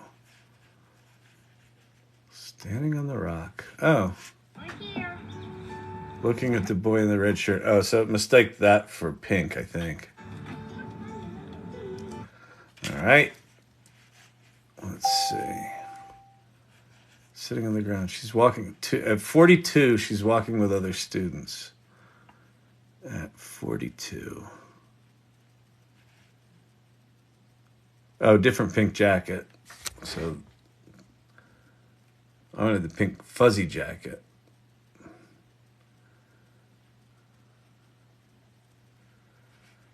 Interesting. Okay. All right. But anyway, yeah, it can see and talk about movies. You can also do things like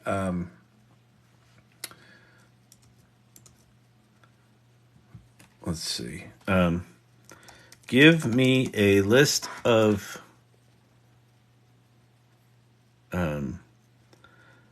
visual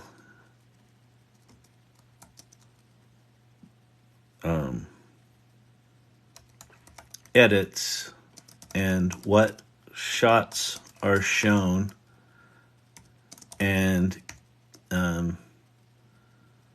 describe, and provide relevant metadata in JSON format so I can search for anything in the video.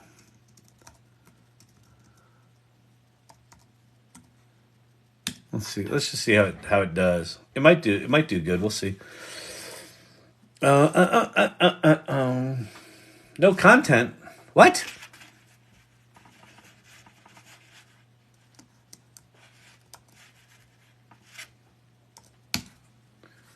Try again. We'll try again there, Bucky.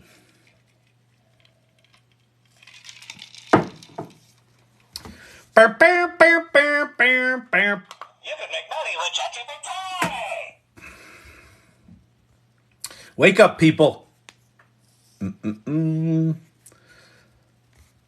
Timestamps might not be exactly the same as player. That's a good point. It's thinking.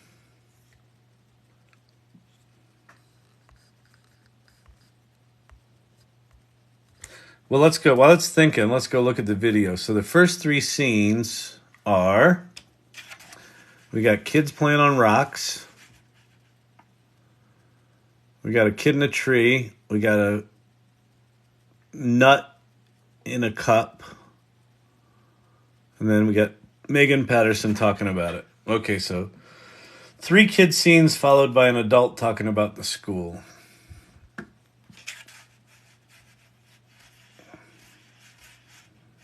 Let's see how it did. Time, 0, type, cut. Wide shot of children playing in the park, cut. Close-up of a boy in a red shirt climbing on rocks, yep. Medium shot of a girl in a pink jacket standing on a rock. High-angle shot of children sitting on the ground drawing pictures. Is that right? Yep. Kids playing, drawing pictures right here. See the paper? Amazing. Cut. Close-up of children drawing of a tree. Medium shot of a teacher talking to the children. Close-up of child holding a container with tadpoles in it. Not quite, but close. Carrying nets, pine cone, climbing a tree. Amazing. All right. So, yeah, just fucking nuts. And I mean, this is how that robot does what it does, right? Because it's got cameras that are just looking at shit. It can see its hands. It can see the objects in front of it. So it's probably just running, you know, what did they say, 200 hertz? 200 times a minute. It's processing what it's seeing and being able to send that as part of the prompt. It's cuckoo. It's cuckoo, this world we're living in now. Never too old. Yeah, I think that image came from the other night. Someone was in the thing going, I'm too old for this shit. I'm too old. I can't teach this old dog new tricks. Marge, how do I use a TikTok? Is it on? You know, we don't believe that around here. What do you think of Devon? I think Devon's fucking remarkable. What the thing that, well, so a couple of things about Devon. So the demos are really sexy. All of the demos are them just walking through the steps that have already happened. The steps take a long time. And there's a lot of back and forth, and they're calls to the GPT-4 open API. So they're expensive. So to have Devon do something for you is somewhere between, like, I don't know, $2 and $25 or $30. So Devon can get really expensive really fast, from what I understand. But it's the first commercial offering that has basically taken what, if you're a geek and you want to go build your own Devon, the tools are out there that you can build some version of it right now, right? So it's the first tool that really put all the piece parts together in a pretty slick way. So I'm on the wait list. I haven't had a chance to play with it yet, but I'm really curious to play with it and see if it's any good. But it looks quite promising. So if you don't know, Devon they're calling it the world's first AI programmer. It's an autonomous agent that you just give it a goal, and then it creates a project plan for itself, creates a GitHub repo for you, like a code repository, duplicates any things it needs to, goes and reads API documentation, writes calls to the APIs. It's got its own website. It's got its own coding environment. It's got its own command line interface. And then it's got this project, and then it communicates with you, and it goes through its project plan, and it just does shit. And it'll occasionally check in with you and say, hey, you got to make a decision here or there. And if it fucks something up, it debugs itself. It writes in like print line commands to figure out what the issues are, and then it tries to fix them. So it's pretty crazy. It's called Devon, from a company called Cognition. And the CEO of Cognition is a guy named Scott Wu. Go to Twitter and look up Scott Wu Math, M-A-T-H. There's a video of Scott Wu in a math competition. And it's like, the dude is wicked smart, as they say. Paid, of course, thought like, that's just math competition techniques that he's using. Oh, man. So for a creative person, you might have a section of video you want to cut. Yeah. Well, that thing that I just did with that video, I'm in a development environment there. So, and I've got a video company. So how I'm going to use Gemini is I'll go in there and I'll sort of figure out what's it good at, what's it not good at. There's a lot of kinds of video analysis that I was planning on using 3 or 4 different tools for, that I'm now just going to use one. Right? So rather than me having to take multiple data streams when I analyze a video and figure out how to munge them all together, I'm just going to be able to make a call to Gemini and say, do this analysis, give me JSON, and then I can take that JSON and do whatever I want with it. If I can get it to do that consistently, it's going to be amazing. So that's cool. I got to tell you, so doing anything right now, learning these tools, getting good with them, building things, building automations, a thing that you have to come to terms with, and it ain't necessarily easy, is anything that you're building is going to be irrelevant 3 months from now. And not irrelevant like you can't use it. Like I built an automation almost a year ago now that we still use. But there's like 10 new, like if I were to build that tool today, there's 10 different ways to do that now that are much easier than what I did. So just right now, anything you do is just an exercise in just learn it right now, and 3 months from now there'll be different tools, and the workaround that you figured out where you duct tape together these 3 different things to, you made an image in Midjourney and then you took that to Runway and you did that thing there, and then you did a voice in 11 Labs and you did a thing over. At some point you're just gonna be able to go, make me that fucking movie, and it'll just go just spit it out for you with all that shit done, right? So don't get too married to any specific solution you come up with or any specific way of doing something, but do it anyway. It's important to do it because learning what's possible today is super critical. Because even the shittiest of these large language models are absolutely remarkable compared to what we had to do before. And they're not perfect. And they're changing all the time. And they're getting remarkably better. So there's that. I saw a demo of an open source competitor today. Dude created a web-based chat, pretty easy. Yeah, exactly. The thing that Devon, what Devon did, again, interface fucking matters. I got in a Twitter fight with this dude because he was just like, well, Devon's just, it's just these 4 tools, right, stuck together. I'm like, yeah, but interface matters. Like ChatGPT, you could do what ChatGPT did for 2 years before ChatGPT existed. Actually, for like 4 years before ChatGPT existed. In the OpenAI playground, developers were playing with GPT and calls to GPT for years. Why did ChatGPT get to 100 million users in 6 weeks? Interface. Simple interface.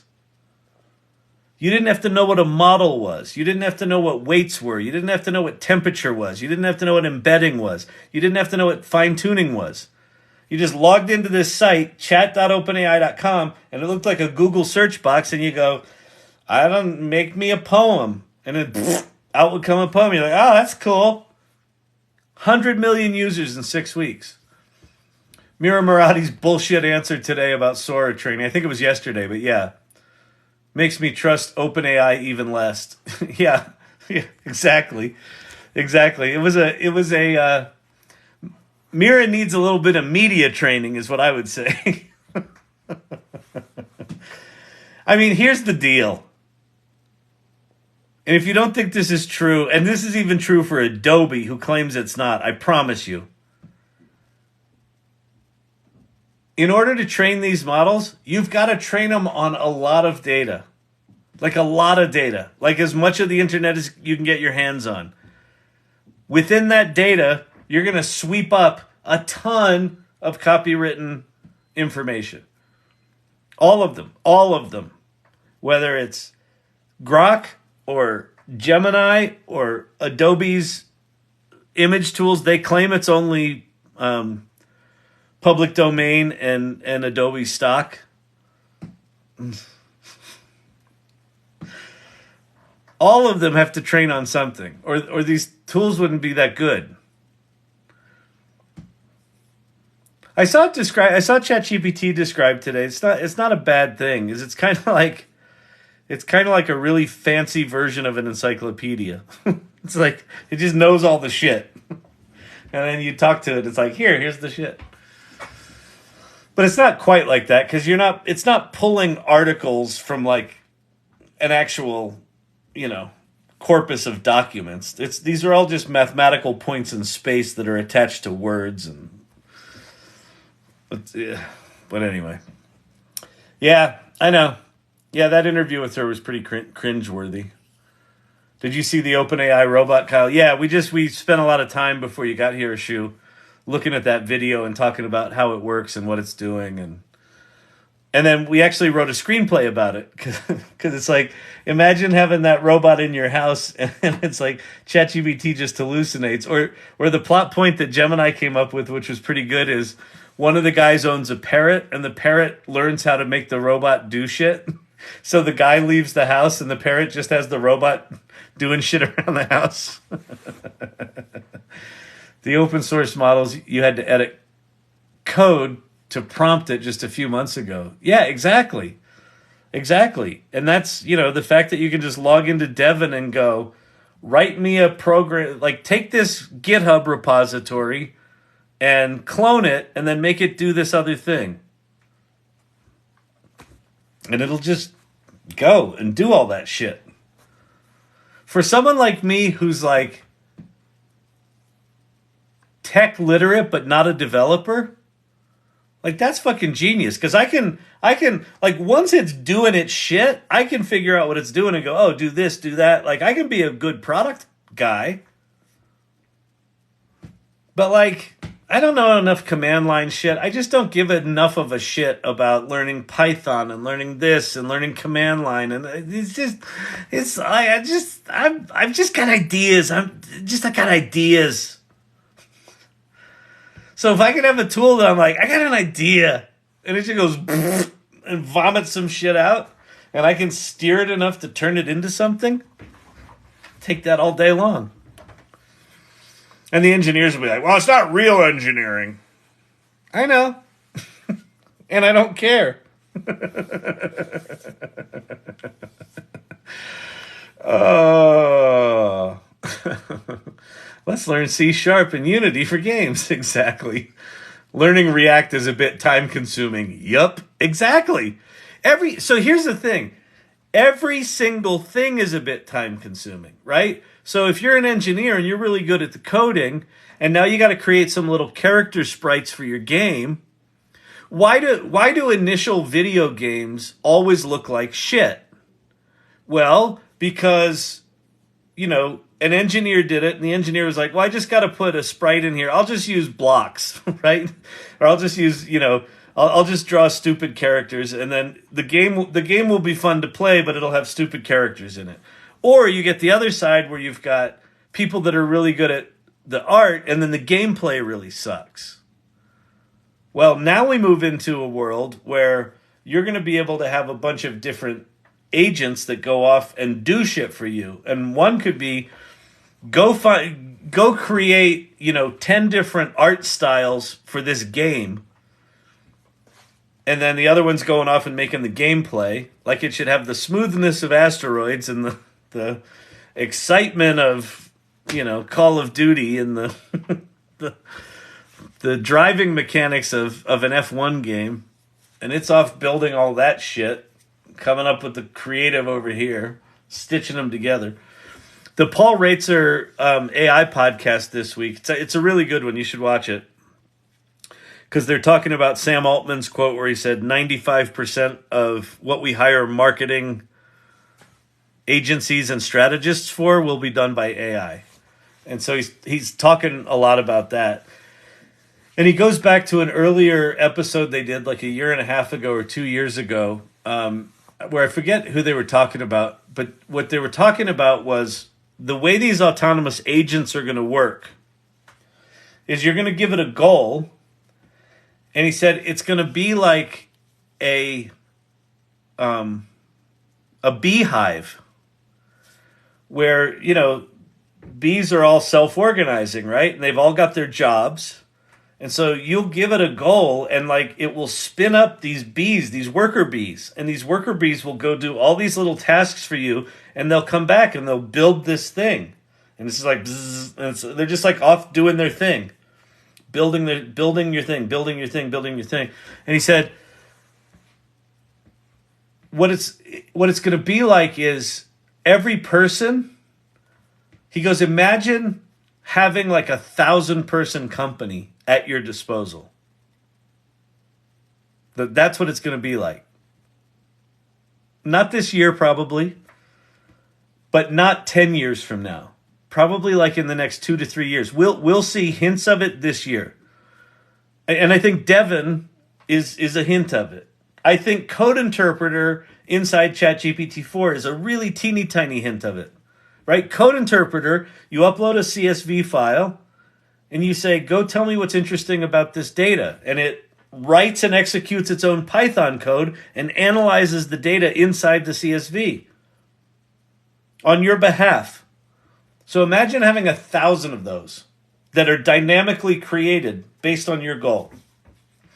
And you've got coordinating bees that say, okay, here's our task list. In order to do task 1, we've got to do this. We've got to write a creative brief. We've got to come up with a name. We've got to come up with taglines. We've got to come up with a marketing strategy. And all those things become separate little agents that get spun up on your behalf, run out, use whatever the fuck tools they need, or write their own tools if they need to, get you the answers they want, and come back to the little coordinating dude that's going like, okay, check. Okay, we've now got item number 1 done. Hey, Kyle, what do you think of what we did? That's great. You guys suck. Whatever, right? Here's your feedback. Okay, boss, we're off. And then they go off and fix it, and you know, that back and forth will happen. So you'll be able to sit there and literally just be like a symphony conductor conducting all of these tools to go do shit on your behalf. That's where this is headed. What are the implications of that? Well, companies are going to look a lot different. Existing companies are going to be confronted with having to radically shift how they do what they do. Individuals are all of a sudden going to go from maybe I'm a little bit entrepreneurial to I've now got a virtual company at my disposal. What could I do with that? I don't know. Start thinking. Start getting curious. What's your CQ? What's your curiosity quotient? It should be going through the roof right now. Why? How many people in here? There's 96 people in here. A lot of the people that come here every night, night after night after night after night after night, why are they doing that? Because I'm so charming? No. To hear this. You can make money with ChatGPT. There's a little bit of entertainment, but what it really is hopefully I'm reminding them, stay curious, stay engaged, stay in the conversation, stay in the conversation, stay in the conversation.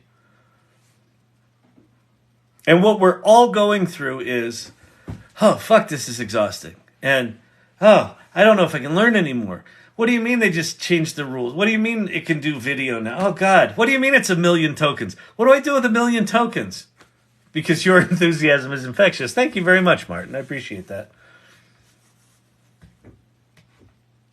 Why I'm this passionate, why I'm this energized is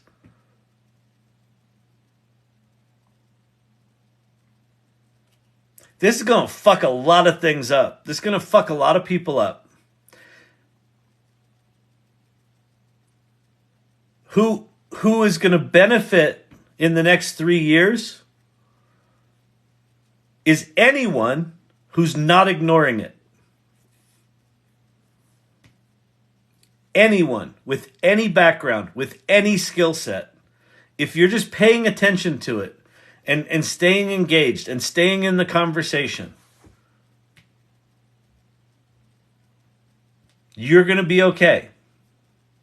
If you're here, holy shit, are you way beyond where most of the world is right now with this stuff. Seriously, if you're like, but Kyle, I just stumbled in, it's my first night, I don't know anything about AI, I ain't even been to the chat GPT. The fact that you're still here listening to me ramble on like a bumbling idiot, you're way farther ahead than 90% of the people out there, probably 95. And I'm not just pulling that number out of my ass. McKinsey did a study last year. They did a sample in February and another one in November of 23. In February, 13% of people, Kevin Vasquez, I'm not okay. None of us are okay. In February, 13% of people had used ChatGPT. In November, 18%. 1/8. 82% of people had not used ChatGPT as of last November. So let's say that's gone up to 20% or 25%. 25% of people have used ChatGPT. What does that mean? What percentage of those people have used it more than once? Oh, that's probably half. Right? How many people do you know? Oh, yeah, I use ChatGPT. Well, what have you done with it? Well, I tried it that one time when it came out. Oh, okay. That's it? Okay, cool. So half, right? So that's 12%. How many of those people do you think subscribe to ChatGPT 4? Maybe half again? That's 6%. How many of those people do you think even know what the features of ChatGPT 4 are? I talked to a creative director 2 days ago, copywriter, uses ChatGPT every day, had not subscribed to ChatGPT, didn't know what the features were. So maybe half again of that 6% know what ChatGPT 4 is and what it's capable of and are using it. 3%. 3%. 3. Now, is that a statistical number? No, I'm pulling it out of my ass. But that's how early we are. So as far behind as it feels like you are, you're not. We're way early. We're way early. So just getting curious today. 75% is done. 75% done with my memoirs. Which AI platform is for me? Writing and organizing it all. If you need to do any the organizing, I don't know. Like there's probably better people in here. I would connect with Peter Kaminsky's going to give you some. It's going to be too technical. Check with Suzanne Welker or check with Vicky Baptiste, Becky.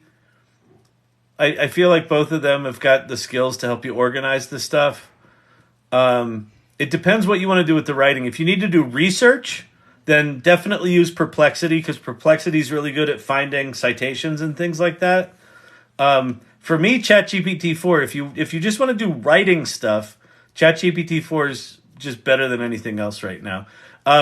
That said, a lot of people really are liking Claude 3 Opus, but that's another $20 subscription. So if you've already got the $20 subscription for ChatGPT-4, you probably don't need it for Claude Opus. But I just ChatGPT-4 for me right now is where it's at. So, and I think it will be for a while. Kyle, where will you host these if America Talk gets trashed? I don't know. I'll figure that out. I'll probably just stream on YouTube or I think what I might do is I might switch over to a platform that does multi-streaming. Like I'll stream it on LinkedIn, YouTube, and what was the third one they had? Facebook, I think. I don't know. So I don't know. I'll figure it out. This is TikTok going away is not going to happen for months. Like it's got to get through the Senate. And then, if Biden signs it, there's all sorts of constitutional questions. There's all sorts of, it's going to take a while. So it's not urgent. Shared with a friend some travel sites because we're going to the Philippines. We're booked now. Oh, nice. Awesome. Fantastic. Oh, Ann Murphy's another good one, Becky. Yeah. Becky Rue for organizing. All roads lead back to Notion. I was going to say Notion. I just don't use it. So I don't have any good advice there. So find people that are good at organizing shit. I'm not the person to ask about organization. What's good about Perplexity? What's good about Perplexity is it's they've created a tool that lives kind of in between a Google search and a large language model. So it's got a lot of the capabilities of a large language model, but it does searches and it creates citations for everything it finds. And then it also, when you do a search, you can limit it to a certain area. So I only want to look in academic papers, or I only want to look on Wikipedia, and it'll just do citations from those places. And then it also has got this thing called Copilot, which is not Microsoft Copilot, it's its own Copilot. And it will suggest what are the next prompts that you might want to ask it. And it's pretty good. It's just good. Clapper. I don't know what Clapper is. Twitch. What's Clapper? Clapper. Googling now. Yeah, exactly. I don't know. I'm right there with you. What the hell is Clapper? Oh, my mouse is dead. This is annoying. Clapper AI. Is it an AI thing or is it a... Clapper plus Hive. Clapper is partnered with Hive. The fuck is Clapper? Clapper app.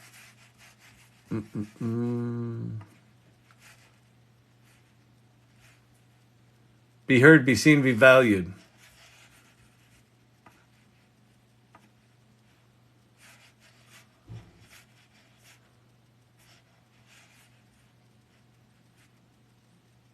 What is Clapper? Be heard, be seen, be valued. I get the value proposition. What is Clapper? Record up to 3-minute videos. Oh, it's a TikTok thingy?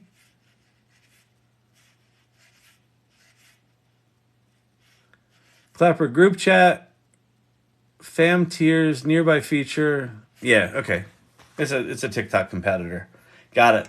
A lot of TikTokers are going to it. Okay. Yeah. Until fine. Not yet. I won't yet. TikTok replacement. Not yet. It's like a TikTok clone. Got it. Okay. No interest until it becomes clear that this thing's going down the toilet. This is not going to go down the toilet. Did you see that fucking Mnuchin is raising money to buy it, and then Kevin O'Leary said he wants to put together a syndicate to buy it? This is all. Here's what this is. This is an extortion move to get to protect American companies who've lost market share to TikTok, and to get it out of Chinese ownership and into American investors' hands. It's either you're going to make our billionaires rich, or you're not going to exist, and then we're going to take a major competitor out of the marketplace. That's what this exercise is. So I'm a little cynical about this shit. So they are not just gonna flush, a platform of this scale and this profitability down the toilet. They're just gonna try to go get the money. Or they're gonna flush it down the toilet so it just pushes us back to Facebook and, YouTube and Instagram. Whatever. Do. You should get the occasion to switch to the VR life. Not right now. I'm too exhausted. Can you tell the nice people about She Leads AI this weekend? Yeah, so go to. I got to get out of here anyway. So let me wrap this up. If you're new here, and you want to be part of community, people that are into AI, excited about AI, keep coming back to this channel, but also join the AI Salon. Go there, the salon.ai, click on the first link. It's a link tree. Click on the first link. That'll take you to the community. Read about the community. Read about our values. Really important. Read about our values. Make sure you resonate with them, and then join the community. In the tech section, there's a group called Weekend GPTs that's run by Ann Murphy.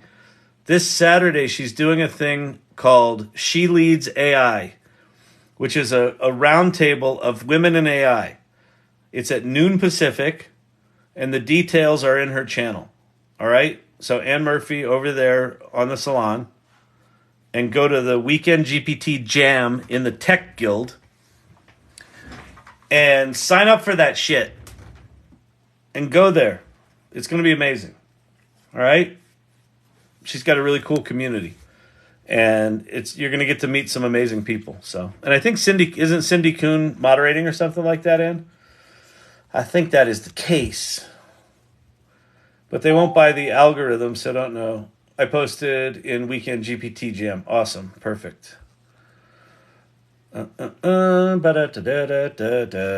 done, Kyle. Thank you very much. Thank you very much, Ann. Appreciate that. Yes, Cindy. Yeah, Cindy's a rock star. She'll be a blast. Okay, so how you can support me in this channel. Follow the channel. Like right now, go follow. Like, how do you follow on TikTok? I don't know. Ask Marge. I don't know. But follow it. You can subscribe to the lives. You can buy the video series in the corner there. That would help. The video series is called Underhyped, and it's a bunch of videos where I talk about why I think AI is a big deal and how to use it, how to not get overwhelmed by it, which we all are. You can do that. You can keep coming back here. And if you keep coming back here, you get to be what are called an irregular. So irregulars just regularly show up. Is it Devon.ai? Emilio's wife, the programming thing is called Devon. The company is called Cognition. And I don't think it's Devon.ai. But anyway, thank you to the irregulars who show up here. Thank you to the subscribers that subscribe. Thank you to the mods who help make sense of all this every night. It is relatively thankless work. I feel like I don't thank you enough. So thank you. And that's it. So let's see who's in here tonight. I've seen a lot of familiar faces. Emilio's wife, of course. She was on time tonight. A rare occurrence. Very nice, though.